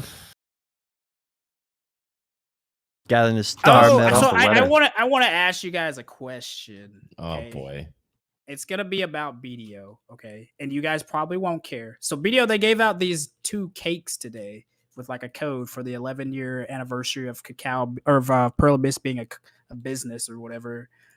And so they have 20 charges. And there's 2 of them. There's a life skill one that they gave you. It gives you 100 mastery and 100% life EXP for 40 hours. And you can do it in 2-hour chunks. And they gave a combat one as well, which is plus 15% drop rate and 100% combat EXP for 40 hours. And you can do them in 2-hour chunks. Do you guys think that's like the way that they're going to go with like birthday cakes nowadays or whatever? Is that just like another layer of like power creep, I guess? I think they're just looking for ways to retain players and increase playtime. So I think that's just... You think so? Yeah, I think that's like people just have that and be like, oh, I'm going to burn through my cake and play another 20 hours, right? And then I'll give them a good excuse like, this is what I've been waiting for life skilling, right? I'm going to level up my gathering or my cooking or my alchemy or something. I'm definitely going to have to log in. How many days do we have to claim it? Do we have to do it today? It says on the package valid in my mail valid until October 9th, but you should definitely. That's a good time. Yeah, I'll probably log in today and grab that. I actually do want to level up Striker level 20 after this changes. It looks phenomenal. Yeah, I got to make sure I log on and grab that too. Yeah, that's all I got. That's all I got. I couldn't think of any like philosophical question. That the only thing I wanted to talk about was Elyon, but what else do we have on it? No, I got it out. That's Oh, it. okay. That was my bonus topic for the week. All right. I guess for our final topic, what was your favorite childhood game? It doesn't have to be your favorite, but just one that was memorable to you. I think that'd be Need for Speed Underground 2. When we say childhood, that's just anything you played before you were 20 or something. I don't know. oh, I can only pick one. Can I It's list gotta them? be If a- we're talking 10 or below, definitely Need for Speed Underground 2. nah, God, you're such a zoomer. What the fuck? Need Bro, for that was Speed Underground. GameCube, bro. I had What the card fuck? keys when that game came out. God damn, bro. You got a walker right now? So if I could go like kind of chronologically here, Yoshi's Island was a breakout game for me, actually. Followed up with Diablo 1, StarCraft 1, kind of the Blizzard games, and then EverQuest 1 changed my life pretty substantially into Star Wars Galaxies. And then by then I was a teenager. Are we talking MMOs or are we talking non-MMOs? Because that's like I a didn't think completely we were- different answer. Just games in general. Oh, the Final Fantasy franchise too. Yeah, Final Fantasy VII and Ocarina of Time, definitely. Like particularly Ocarina of Time. I don't think there's ever been a more like clear memory from when I was a little kid than the first time. Like I have so many moments from that game that stand out to me. Like the first time you step into Hyrule Field, the first time you fire the bow. Like there's so many things about that game and how next fucking level it was compared to all the games that came before it. Dude, I can like almost remember like how it felt like physically to play that game when I first like, oh my god, that game was so good, dude. I'd take it I all think back. I was like 3rd grade or something for me, or 5th grade, something like that. Super Mario RPG. I was obsessed That's a good one. with that game in such a insane way. I can't believe my parents didn't like give me away and call me defective. I loved it for so many reasons. See, I played was through it so many different times. because I didn't get internet in my house until I was in 8th grade. I didn't get any kind of internet in my house until I was in 8th grade, and it was dial-up. So like I didn't have those really young exposures to the internet. My younger brother and I, we had just like playing GameCube games over and over and over and over again. So like I don't have you guys played MMOs since you were fucking like 5 or some shit, dude. Well, I played Worst. EverQuest and StarCraft on a 28.8 and 56K modem, respectively. And my parents weren't allowed to use the phone or anything when I was playing. So, I mean, dude, I if you saw what it looked like to play Ultima Online when I first started playing it, I mean, you think it looks bad to go back and play that game now. When we first played it, dude, on our like Pentium 1 200 megahertz processors, it was like you would take a step, wait a second, and take another step, wait a second, and take another step. That was literally how you played fucking video games back then online. And on the Pentium 2s, there was a turbo button so you could get it up to close to 400 megahertz. What the heck? If you're rich. Yeah, there was literally a turbo button up until like Pentium 4 on the physical computer. Yeah. Yep. I remember that very well. I remember in 5th grade, my friend got a gigahertz processor and I was seething mad. I was so jealous. That would play StarCraft so well. CS 1.6 was probably my first competitive game. How about you, Potion? What was your favorite game growing up? That was a good question. Wholesome. I guess my first game that really stuck with me, I had a Nintendo and I played Duck Hunt and Super Mario on that, but that wasn't really a really big memory for me. Like, I was like my first experience with games, but it wasn't a big memory. The first big memory was probably Pokemon Yellow on the Game Boy. I got I don't think it was a Game Boy Color. I think it was just a Game Boy. And so playing Pokemon was my first game I played a ton of. And then after that, Ocarina of Time definitely has a special place in my heart. I was never good enough to get anywhere in the game, but I have lots of memories of like the skeletons coming up at nighttime in Hyrule Field and going and speaking at Lon Lon Ranch and going through like the first couple temples and talking to the great Deku Tree, and that's actually where I pulled the name Potion Shop from. Was part of that because I just remembered that little shop in the original town. And that's where I kind of got the idea of a shop from. That was part from that. It kind of want Potion Shop just kind of reminded me of that. So I was like, that's something I really liked. And then over time that went into like Super Smash Brothers, and then ultimately Halo. I just played Halo for like literally years, like 5-10 years is nothing but Halo. And Halo's kind of what brought me into action games, and what made my standard for MMOs really, really high, oddly enough. I always wanted to play MMOs because of RuneScape, but they like after playing Halo, I needed the action combat of Halo in an MMO, and at the time it was just tab targeting and RuneScape, and it just wasn't it. It wasn't what I was looking for. So I was kind of waiting and played Vindictus a little bit, and eventually, and that was good combat, but wasn't open world, and it was close but not there. And then ultimately BDO, right, and then now New World. That's kind of like this my gaming history. If I had to pick one, I had a lot of fun playing with my friends with Super Smash Brothers, or maybe Age of Empires 2. Those are probably like two of the ones that I like socially, and I think that's probably the ones I would pick. One of those two. Dude, Super Smash after high school with the boys was like holy. I must have played that game for like 3 hours a day for 2 years straight. Mm-hmm. We'd all drink. We called it Hunch Punch or whatever, and we put 151 in some high C, and then we'd in the college dorms we'd get a GameCube and play Super Smash Melee until we were blue in the face. I played it the original, when I was younger too, but that wasn't like as big of a competitive experience as playing like RTS games. Playing Warcraft 3, StarCraft, stuff like that. That was more of that stands out more to bear. CS 1.6. CS 1.1 to 1.6 gobbled up a good 4 years of my life.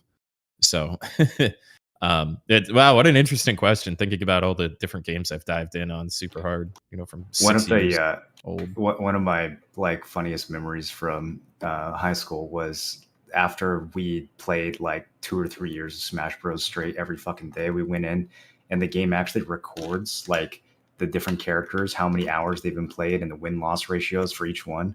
And we just like stared at that screen for like an hour laughing at like all the different stats and like, the history of our high school together and like how many fucking hours we spent playing that game. And like, yeah. Pikachu's win rate 70%. Yeah, what the fuck? Well, I got a question. Okay, so I've had like 10 people ask me to ask you guys this. Oh boy. What do you apparently Fake Uniform quit, like a month ago. Oh boy. And He's coming back. I saw on Twitter he's coming back. He threw all of his gear in the trash bin, right? Well, and he got it back. They had this system where you could only like get back 2 items that you've trashed within the last like month, and they gave him all of his gear back. Like, do you think that it's right for them to show him that favoritism, or that's not fair? You think that if someone else submitted a ticket saying that they deleted all their gear and they want it back, they would get the lot? No, they wouldn't. They literally don't even give you crystals back, bro. Anymore. What is crystals? That's a different thing. You don't delete your crystals. You die and lose your crystals. Exactly. So if they won't, what do you mean, your crystals dude? What do you back, exactly? If they won't give you your crystals back when you died against your will due to server lag, why would they give you your shit back when you raged and threw it away? All right, well, I'm actually when you can control, can't control server lag and losing crystals at all, dude. What are you talking about? I think your analogy was about as good as mine have been today. But I do agree with you, Kurt, overall that that basically that is probably favoritism that shouldn't be allowed. I don't care. I don't care either way, but it's not like favoritism. Show me someone who submitted a ticket. You guys are being ridiculous. Show me someone who submitted a ticket saying they deleted their gear and they wanted it back, and they got a response from Prolibus saying, "No, we can't do that for you." Show me that ticket if you're going to. So Frostadamus quit the game, blew up his gear, deleted it, got all rid of it, and then put in a ticket saying he would like it back, and they give him back the items that were from Quest, but they did not give him back the regular items. And so, yeah, I don't think this is something that you should be doing, especially when he turns it into content. This is then encouraging streamers to get rid of all their gear, create lots of content, lots of drama about quitting their game, and then just come back, and then there's no consequences for them making all this drama for the game. And honestly, that probably hurt BDO, because can you imagine the number of people who probably quit because of Fake Uniform? And I think it's just setting a bad precedent And I don't, even if it's not favoritism, whatever you want to call that, I think it's a bad choice for them to be giving gear back to streamers, and I don't think they would be doing that to regular players. I don't think there's any evidence whatsoever this has to do with him being a streamer. The person who gave him his shit back is some minimum wage customer service rep who doesn't even fucking watch video on Twitch or play the game. Like, he doesn't care. He's doing a job. He's trying to answer tickets and get his solve rate to go up so that he can get a 10-cent raise next fall. Like, this, why are we thinking this is favoritism? You think like some big shot at Pearl Abyss like personally reached out to Fake Uniform and conspiratorially solved all of his gear for him in a way that they wouldn't for other players? The goddamn partner manager. That's what he did. It's not a fucking mystery more. Like, every time I've DM'd the partner manager, he says something along the lines of, I'll see what I can do. And then the next day I say, hey, anything? And he goes, no. But you had Emery though. You had Emery. No, I'm not talking about Emery. I don't really care. I don't really care about the whole, about the current Pearl Abyss people. I don't really care about him getting the gear back or not. I'm more interested in, should they be doing this in the first place, right? And I don't think they should. What do you guys think? Do you think they should be doing this to if you more people? delete an item in the trash can? You don't think customer support should restore that? Of course they should. It has absolutely no impact on the game whatsoever for them to do that. We're not talking about him blowing items up. We're not talking about him selling items. We're talking about him putting it in an arbitrary space-saving thing in the bottom right corner of his inventory that removes the item from the game. The only person that it affects is him. It doesn't affect anyone else in the game. Why do we give a shit if you undo that? What a bad take. Because it sets a precedent that one of your largest streamers is like fuck this shit game. I have better things so now to do, it is about him being a streamer? Trash? So because he's a streamer, he shouldn't be able to delete his gear. You know how many people rage in BDO, delete their gear, and then submit a support ticket asking for them to get that shit back? That's why they added the automatic 2 item a month restore thing to begin with, so that when people delete their gear on accident or because they got emotional or whatever, they're trying to save on the manpower of people submitting tickets asking for items to get untrashed. I think what should have happened, I think they should not be restoring anybody's gear, right? And if they want to make if it's an accident, if you like accidentally like try to take your gear off and delete it, like there's a fail-safe for that, and I think that's prudent. But okay, so my take, I was letting you guys go. Number one, I called this. I think I even called it on the podcast. He was going to be back. He has to be back.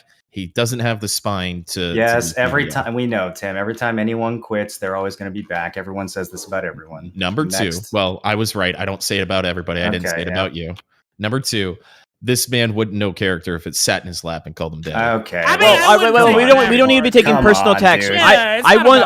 Can you save it, please? Like, keep personal shit personal. I'm mostly just saying that if you say fuck the game and quit the game and throw your shit in the trash, you should not be giving your shit. So the question at hand here is not necessarily the personal value of this or about Fake Uniform. It's more about, should players be able to get their gear back after deleting it all? And then if you want to take this a step farther, you could say, should streamers be able to get their gear back if they delete it all? And I think in both cases that should be no. And maybe if you want to make a compromise, you say you can get 2 items back per month, and that would be your compromise. And I think that would be, because that would match the trash. If I deleted my gear and came back to the game, I'd just start fresh. I'd start with what I had and just do it. I made that decision. Fine. Just live with it, move forward with your life. I'm asking like what you think they should do for the average person, because I think that's more interesting than making it about personal. I mean, that's everybody, right? If I make a decision, emotional or not emotional, he has to know he's an emotional person. He's probably the most, coming from me, he's the most emotional person I know. Yeah, but it's not about fake uniform. Not about fake uniform. We're talking about anybody. Yeah, anybody. If you delete your gear, just you made that decision, live in it, and move forward. Okay, I think that's a fair take. I don't even. Again, for me, it's not even about who it is as a person. It's just exacerbated because who he is as a person, right? How popular he is. But I just don't think you should be able to put on a charade and say fuck BDO shit game, throw your shit in the trash, and a month later come back and get it back. There's 2 things to this. All right, so Tim then is it is about him being a streamer. I mean, they should have a consistent stance on this regardless of someone's public profile. Like the fact that we're talking about him being attention seeking or throwing a charade or whatever these other personal attacks we want to throw for someone who's not here to defend himself. Like, well, Tim's the one that's attacking. No, that's it has nothing to do with it. It has nothing to fucking do with it if he's a streamer or not. They should have a consistent consistent policy that if you get emotional and delete your shit and you submit a support ticket, either they are willing to help you with that or they are not. And they should apply that consistently no matter who it is. I think that's obvious. Yeah, Yes. I'm curious. Do you guys? Tim thinks they should not restore gear. Kerr, do you think they should restore gear? Not talking about streamer or not. Definitely not. Nobody. It's not even about stream. It's literally nobody. If you're literally like fuck BDO shit game and you throw your gear in the trash, it's not on them to restore your gear because you made a dumbass decision in a fit of rage. They should put that ticket exactly where they put their gear. They should put that ticket exactly where they put their gear. And Morlin, do you want to make a stance? Like, do you think they should or should not? I don't. Yeah, I think that it's not a big deal to report deleted gear. I also don't think it's a huge deal if they decide it's their policy that when you delete an item, you get the cap of 2 and that's the policy and there's no exceptions. I'm fine with that as well. What's driving me crazy here is you guys are pretending like there's some conspiracy where he got special treatment because of who he is. And there's just no evidence to back that up. If you want to show me other people who are getting denied this while he's, getting the pass, and like you're going to show me side by side and it's the same circumstance, then okay, that's a huge problem. But like, I just feel like everyone's getting so like, oh, well, clearly it's because he's a huge streamer and they're just trying, like, literally, it doesn't have to be about him being a streamer. Do you remember back in the day when, what's his name, Vanguards or whatever, he accidentally put a pre-order for like 20, 30 bill or some shit on a base Bassi instead of a Tet Bassi, and they refunded him when normally they don't do that to players, and there was the outrage for that. It's more about them not having consistent, like, they don't consistently police things the same way because every like GM. Okay, so where's the inconsistency then? Where's the person who got screwed under the same?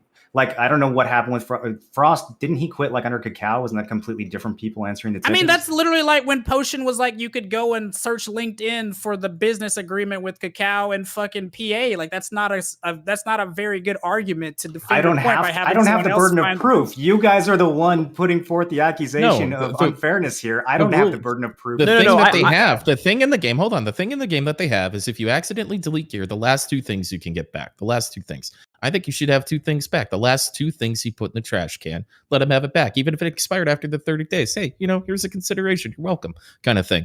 Just stick to the rule. We're all assuming that he got some sort of special treatment because that is not our understanding of how the rule works. It is an exception. Also, it's additionally distasteful because what was it, a year ago when he died to a mob on stream, reported that he died to lag, and then cackled about him getting the crystal back. So and kind again, of abusing personal, that. not necessarily. He's done this shit before. No, that's a completely different issue, and I'm with you on that one. I think the crystal thing was bullshit, but I again don't think that it was because he was a streamer. I think it was because he manipulated a customer service rep over a ticketing system. And I'm kind of defending what I said that made you upset. I'm kind of defending that. There's a pattern here, and that's what I don't like about it. So, all right. Well, there's 3 different. I think they probably take this on a case-by-case scenario, and like if there's probably a difference between someone who deleted their gear 2 years ago, or 2 weeks ago, or 2 months ago, and someone's making a judgment call here. I don't think it's that nefarious. I don't think it's a big fucking conspiracy. I don't think Delphi is going behind the scenes to hook him up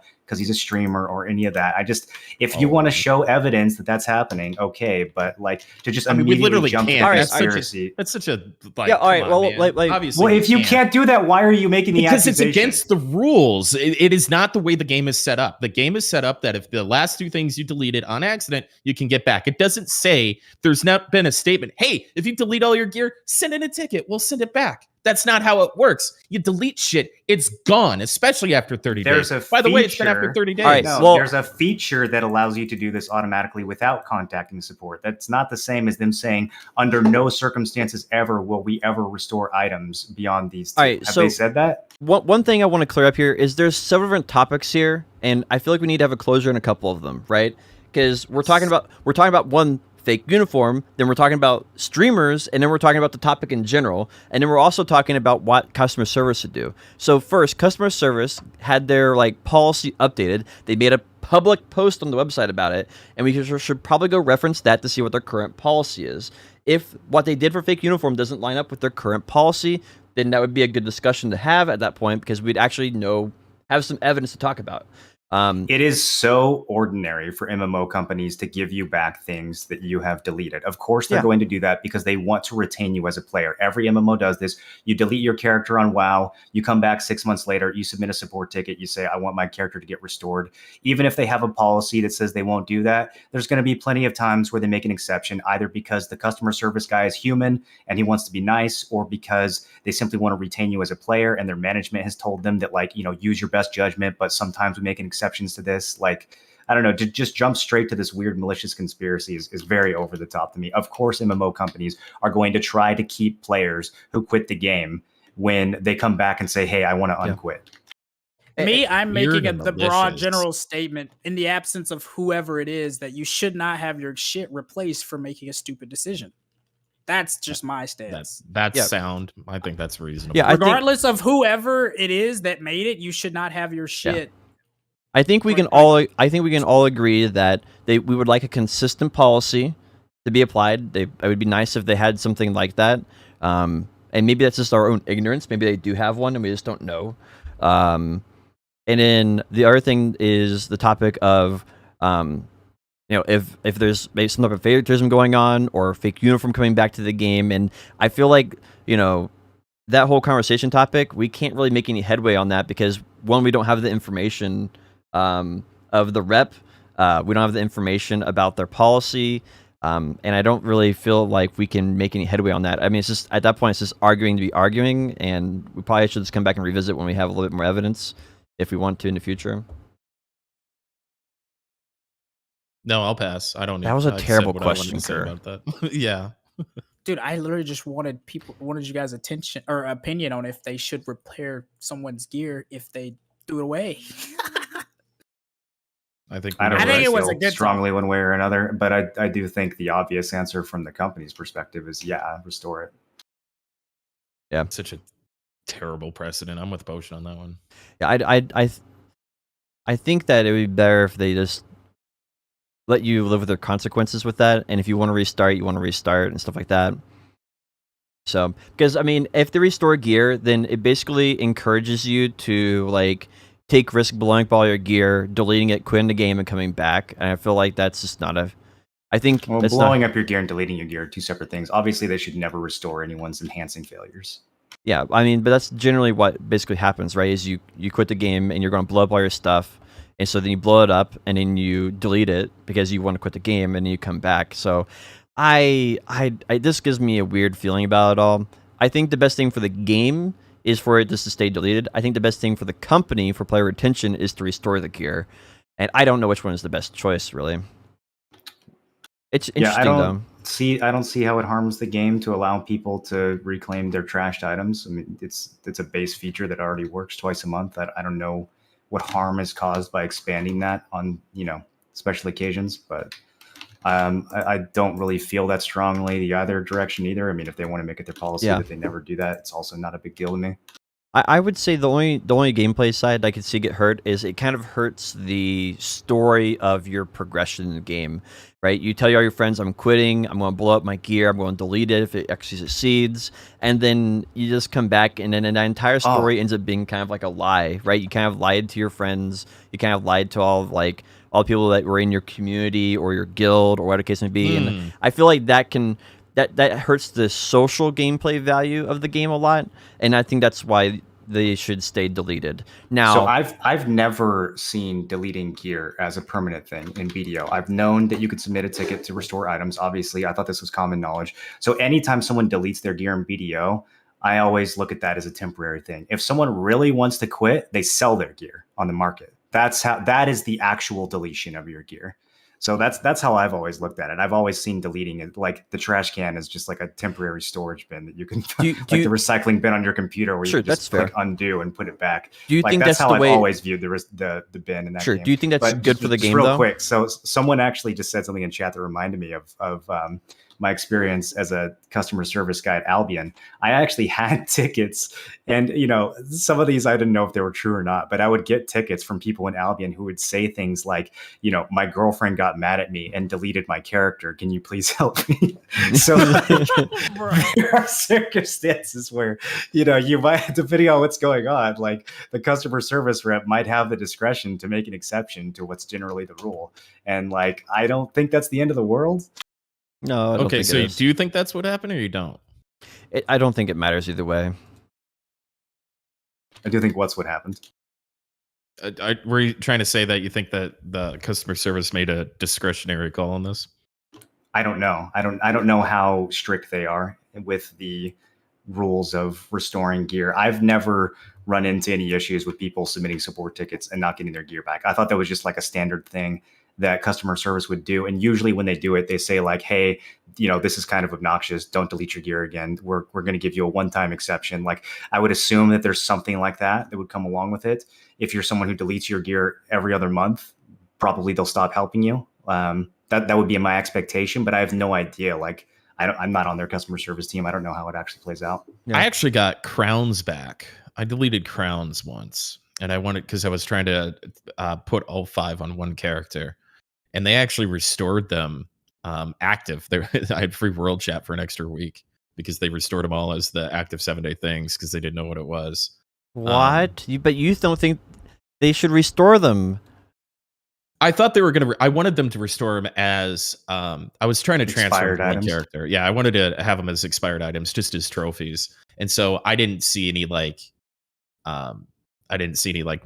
to that or anything. I hope I conjugated that right. That feels like a double standard. It's not. And if they didn't give it back, I would have been like, they were my extras. They were my extras. So I didn't delete like my only Medea crown. I was going to move all the extra crowns that I had to the character that had the Medea crown. So if they said no, I would have been like, all right, no, that's fair. So what items do you think that they should be restored? Like crowns? What else? None. Nothing. Nothing. I don't think unless it's like an accident, right? Like, how can you really accidentally delete more than 2 things in a rip? I'm sure there's a situation or scenario or something like that. But what I probably should have done is created a ticket with them and gone, hey, I want to move these expired things to one character. Is that cool? And then just go from there instead of the back end. I was kind of asking for forgiveness instead of for permission. But I mean, if you just full on very clearly delete all of your gear, start over. Well, it did have a Don't lot of piss off your conversation. girlfriend, whatever. Make sure your password's not her pet name. Kind of victim blaming on this girlfriend thing, bro. All my I never told my wife or girlfriend or anything any passwords. I don't walk away from shit unlogged in. I know a woman scorn me. Woohoo! No, thank you. All right, so I've asked a question. Curtis asked a question. Now I feel like both of you guys have to ask one question. Oh God, Tim did the Elyon, I think, so it's more that we end. I don't want to ask anything. I want to go home. I need a hug. I'm honestly good to end. We've had a lot of hot takes. Unless Moro has something he wants to add. I feel like anything I ask at this point is going to be pretty fun. No, go ahead, man. Do it. I'm not taking anything personally. Shoot it. I don't know. I don't have anything. I'm sorry. I said a mean thing. I apologize. Okay, I have a question for you guys that has nothing to do with anything. Mm-hmm. Is there any new music that you've discovered in the last 6 months that's extremely good? Yes. Like, I find myself only listening to music that's like 5+ years old. Is there any new shit that's like super good? You have to check this out. Yeah, I don't know if you like my taste in music though. I'm like deep into like metalcore, like really fucking heavy metalcore. Yeah. I found like there's so many good bands that are coming out of the ground that have like no notification at all, but like Smash, Tuna, and those guys, all they do is trade music that they find on YouTube back and forth to each other. So I've been like trying to interject myself into that to like get deeper into how they find music. And I actually want to figure out how they're finding all this stuff. But dude, I've got some fucking bangers. And even though you can't understand the lyrics until you read them, it's Super good. I've been really having a good time like going through music that is kind of like an offshoot of like modern electronic music, because computers have so many like cool sounds you can make nowadays. They don't really exist; they're just made up, right? Beep beep boop up. Yeah, and like they have like the little cool sine wave type sounds, and I've been trying to go back to old genres, lo-fi or trance, and seeing what the new niche genres are of those that kind of include that a little bit. And some of them are like really interesting. Like they'll try to combine like house and trance, and then they kind of meld together with some of these new like computer sounds, and it just does a really really good job. And this has been kind of fun. It's like a creative brain teaser type thing where it's like it's musical to you, but you're like, I don't understand how this is working. It's just so unique and fresh. Above and Beyond has always kind of been on pushing for mainstream. They've been a pretty good job of pushing like electronic edges and creating some good trends. I've always been a fan of Above and Beyond. So I've been enjoying kind of looking through some of that kind of stuff. I think like as you get older, you typically just go back to what you were listening to in like your teens or your 20s, and then that's just your favorite music for the rest of your life, just because you kind of just get stuck in your ways. So I think by nature of that, you'll probably just always find music similar to that nature to be your favorite. But I do think there's some like really cool stuff that's out there to kind of maybe pique that intellectual itch of music, maybe, and not necessarily your favorite. Mostly been hearing trash, bro. Like Kanye dropped the new album, dog shit. Drake dropped the new album, dog shit. Bro, like, I don't know. The mainstream's fucking weird, dude. I don't really get down with that Billie Eilish or whatever. And then, dude, it's fucking what? Apparently it's Billie Eilish. My bad. I know eyelash is better. Let's stick with eyelash. I do think like music, movies, and video games have all kind of boiled it down to what makes the most money. What kind of like is the thing that just sticks and makes the most popular thing. So I've really been kind of, at least for music, kind of going more into the indie thing, where there's like these small artists that have like 10,000 followers or something. Like there's something like relatively small to the large scale stuff, and seeing what they do, and like usually like one or two songs in there, I'm just like, wow, that is gold right there. And it's not something I'll listen to every day, but it's been enjoyable. I will agree on the whole mainstream music stuff. I just don't get it. I feel like we were supposed to help Moro find some new stuff to listen to, but we didn't achieve what the question was supposed to. Man, achieve. by the time you're this age, like everybody's music taste is so like personalized. I feel like it's really hard to find somebody that like you can share music with. I don't know. I feel like my taste is fairly broad, but like I find new stuff that I like occasionally. I have to slog through so much garbage to get to that point. Yeah, I mean yeah. Do you feel I didn't feel like that 5 or 10 years ago though. I felt like I could just turn on like Pandora or Spotify or Google or like any music finding algorithm, and like every other song would be at least interesting. And now I feel like it's like 1 out of 20 now instead of like 1 out of 2 or 3. Do you use Spotify's radio? Like you can make a playlist. Okay, No. This is what you need to do. This is the thing to get out of this. When you like your songs on Spotify, right? And then you can create a playlist of like songs, and then you go to radio, and it'll give you. So I'll do one. Yeah, song. see, I did that back in the day with Spotify, and it was terrible. But I'm really hearing good. A lot of people now are saying it's good. So maybe I just need to give Spotify another try. I do one trance song that I really vibe with, and then I hit radio, and then I'll find another one in that radio. I'll hit that one, hit radio. It'll have some of the same songs, but it'll have new songs. And like that's basically the music of my stream. Is just this. It's based upon this one trance song that I'm really vibing with, and it keeps going, and it helps you find like heavy metal and classics and all that kind of stuff. I have found some amazing live recordings of like early blues, like 1960s jazz, and like some of my favorite musicians through Spotify. Yeah, they must have made the algorithm way better then. Because back when I used it, it was like, they would give me like the most generic like top 40s bullshit that was like slightly adjacent to what I was looking for, and it just wasn't good at all. Yeah, they'll even like curate you like weekly playlists or like monthly playlists and stuff. That's like stuff that's similar to what you typically listen to. It's pretty good, honestly, nowadays. Yep, it's worth the $9. That's how I made my my playlist originally for my stream. Is I just had one song that I really liked. I couldn't find anything else like it, and I listened to like a radio for it, and just listened to 100 songs, found like 3 more, and then listened to those radio stations, then found like another 3 more, and like I just made a playlist. I Like made a 200 radio songs. station off of DMCA free music, and 99% of the music that it suggests is DMCA free off of that. I get like no red bars on my VODs when I play. I've got like 7 playlists of just like Spotify pick DMCA stuff. Yep. And it's not even like a thing it's supposed to do. It just happens. Do you guys think that like every generation is like that though? Like you think that the stuff that is or that came before is kind of better, or during your childhood was like better than now?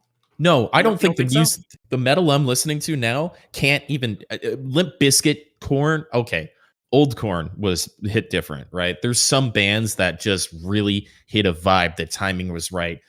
Nirvana in your like, there's a couple of albums that are just really stand out. Even Foo Fighters they were timely, and they were really there. You know what I mean? And it's hard to replicate that, but musically, the random shit that I find is so much better than Godsmack Faceless or any of the other stuff that was like mainstream or out there as far as metal. So the genre that I really identified with as a teenager that I still really like, I'm finding, and I've done a lot of music in my life.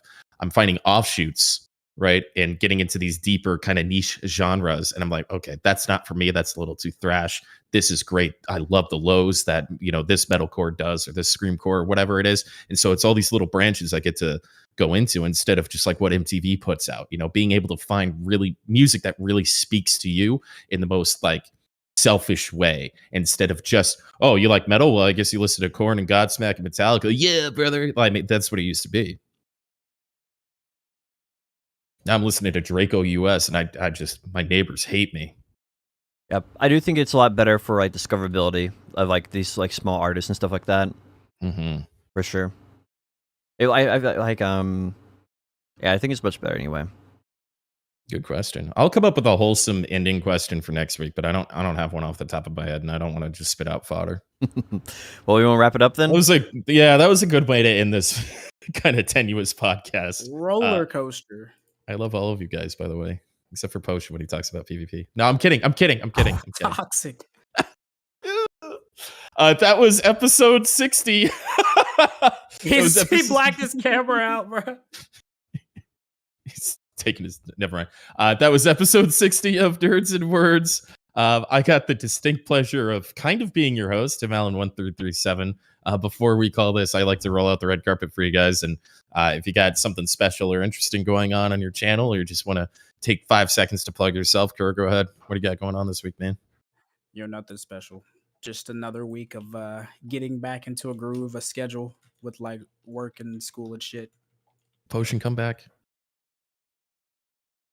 Moreland, what about you, man? What are you up to this week? Just a whole bunch of new worlds. I'm going to try to crystallize some really good like week 1 guides for the game before launch. And then I guess, I don't know how soon this is going to be. There's a big Valheim update that's coming out pretty soon that we're going to be getting back into, and then D2 Resurrected after that. So we have a lot of stuff leading up to New World, but then I'm hoping to put out some pretty good New World content as well. Yeah, I'm gonna piggyback with you on the Valheim and the D2. I think while I wait for New World, that sounds like a good idea. I was gonna go back to 14, but Potion, what are you doing this week, man? I plan on doing lots of PvP. Gonna get into a Siege Guild. I hear Tronation needs one more. Hey, Frosty long. did offer to let you merc for his guild tomorrow. Oh, that would be a good idea. Playing BDO, gross. I'm on PvP True. in New World. All right, that's what I'm gonna do. Yeah, we probably need a PvP like right now. But yeah, that's gonna be about it. So maybe some YouTube videos and probably some streaming. How many subs is Lotion Shop up to? It's almost at the 400. I feel like at the pace it's going, it will pass my main channel within the year. Really? Yeah. Okay. I'm just gonna stream the shit out of New World. I'll keep streaming after New World. Probably not to absolutely not as vigorously as I am now. I'm gonna stream as long as I'm awake tonight, as soon as I wake up and work out tomorrow, I'll stream again. And then the same for Sunday. And I'll stream as late as I possibly can each night. I've got nothing going on in my life outside of that for this weekend. And then whenever the Valheim update drops, I'll play that with you guys. And that's what I got going on. I do want to say, and I want to thank everybody, specifically everybody that plays New World with us. I want to thank you guys and everybody who's watching me for coming back. And I got a lot of support for the 2 weeks I took off, and that actually means a lot to me. So I do really appreciate it. I missed you guys. You all are really important to me, or else I would have never come back. Everybody that can hear me. So thank you. There was a wild episode, and we'll be back next week, Friday, 3 p.m. Eastern. That's 12 Pacific, live on Moreland TV, Kerr's channel, or Tim Allen 1 through 7. You can catch us recorded on Spotify, Nerds and Words, or Potion Shop's YouTube. Thank you guys. Have an excellent week. Stay safe,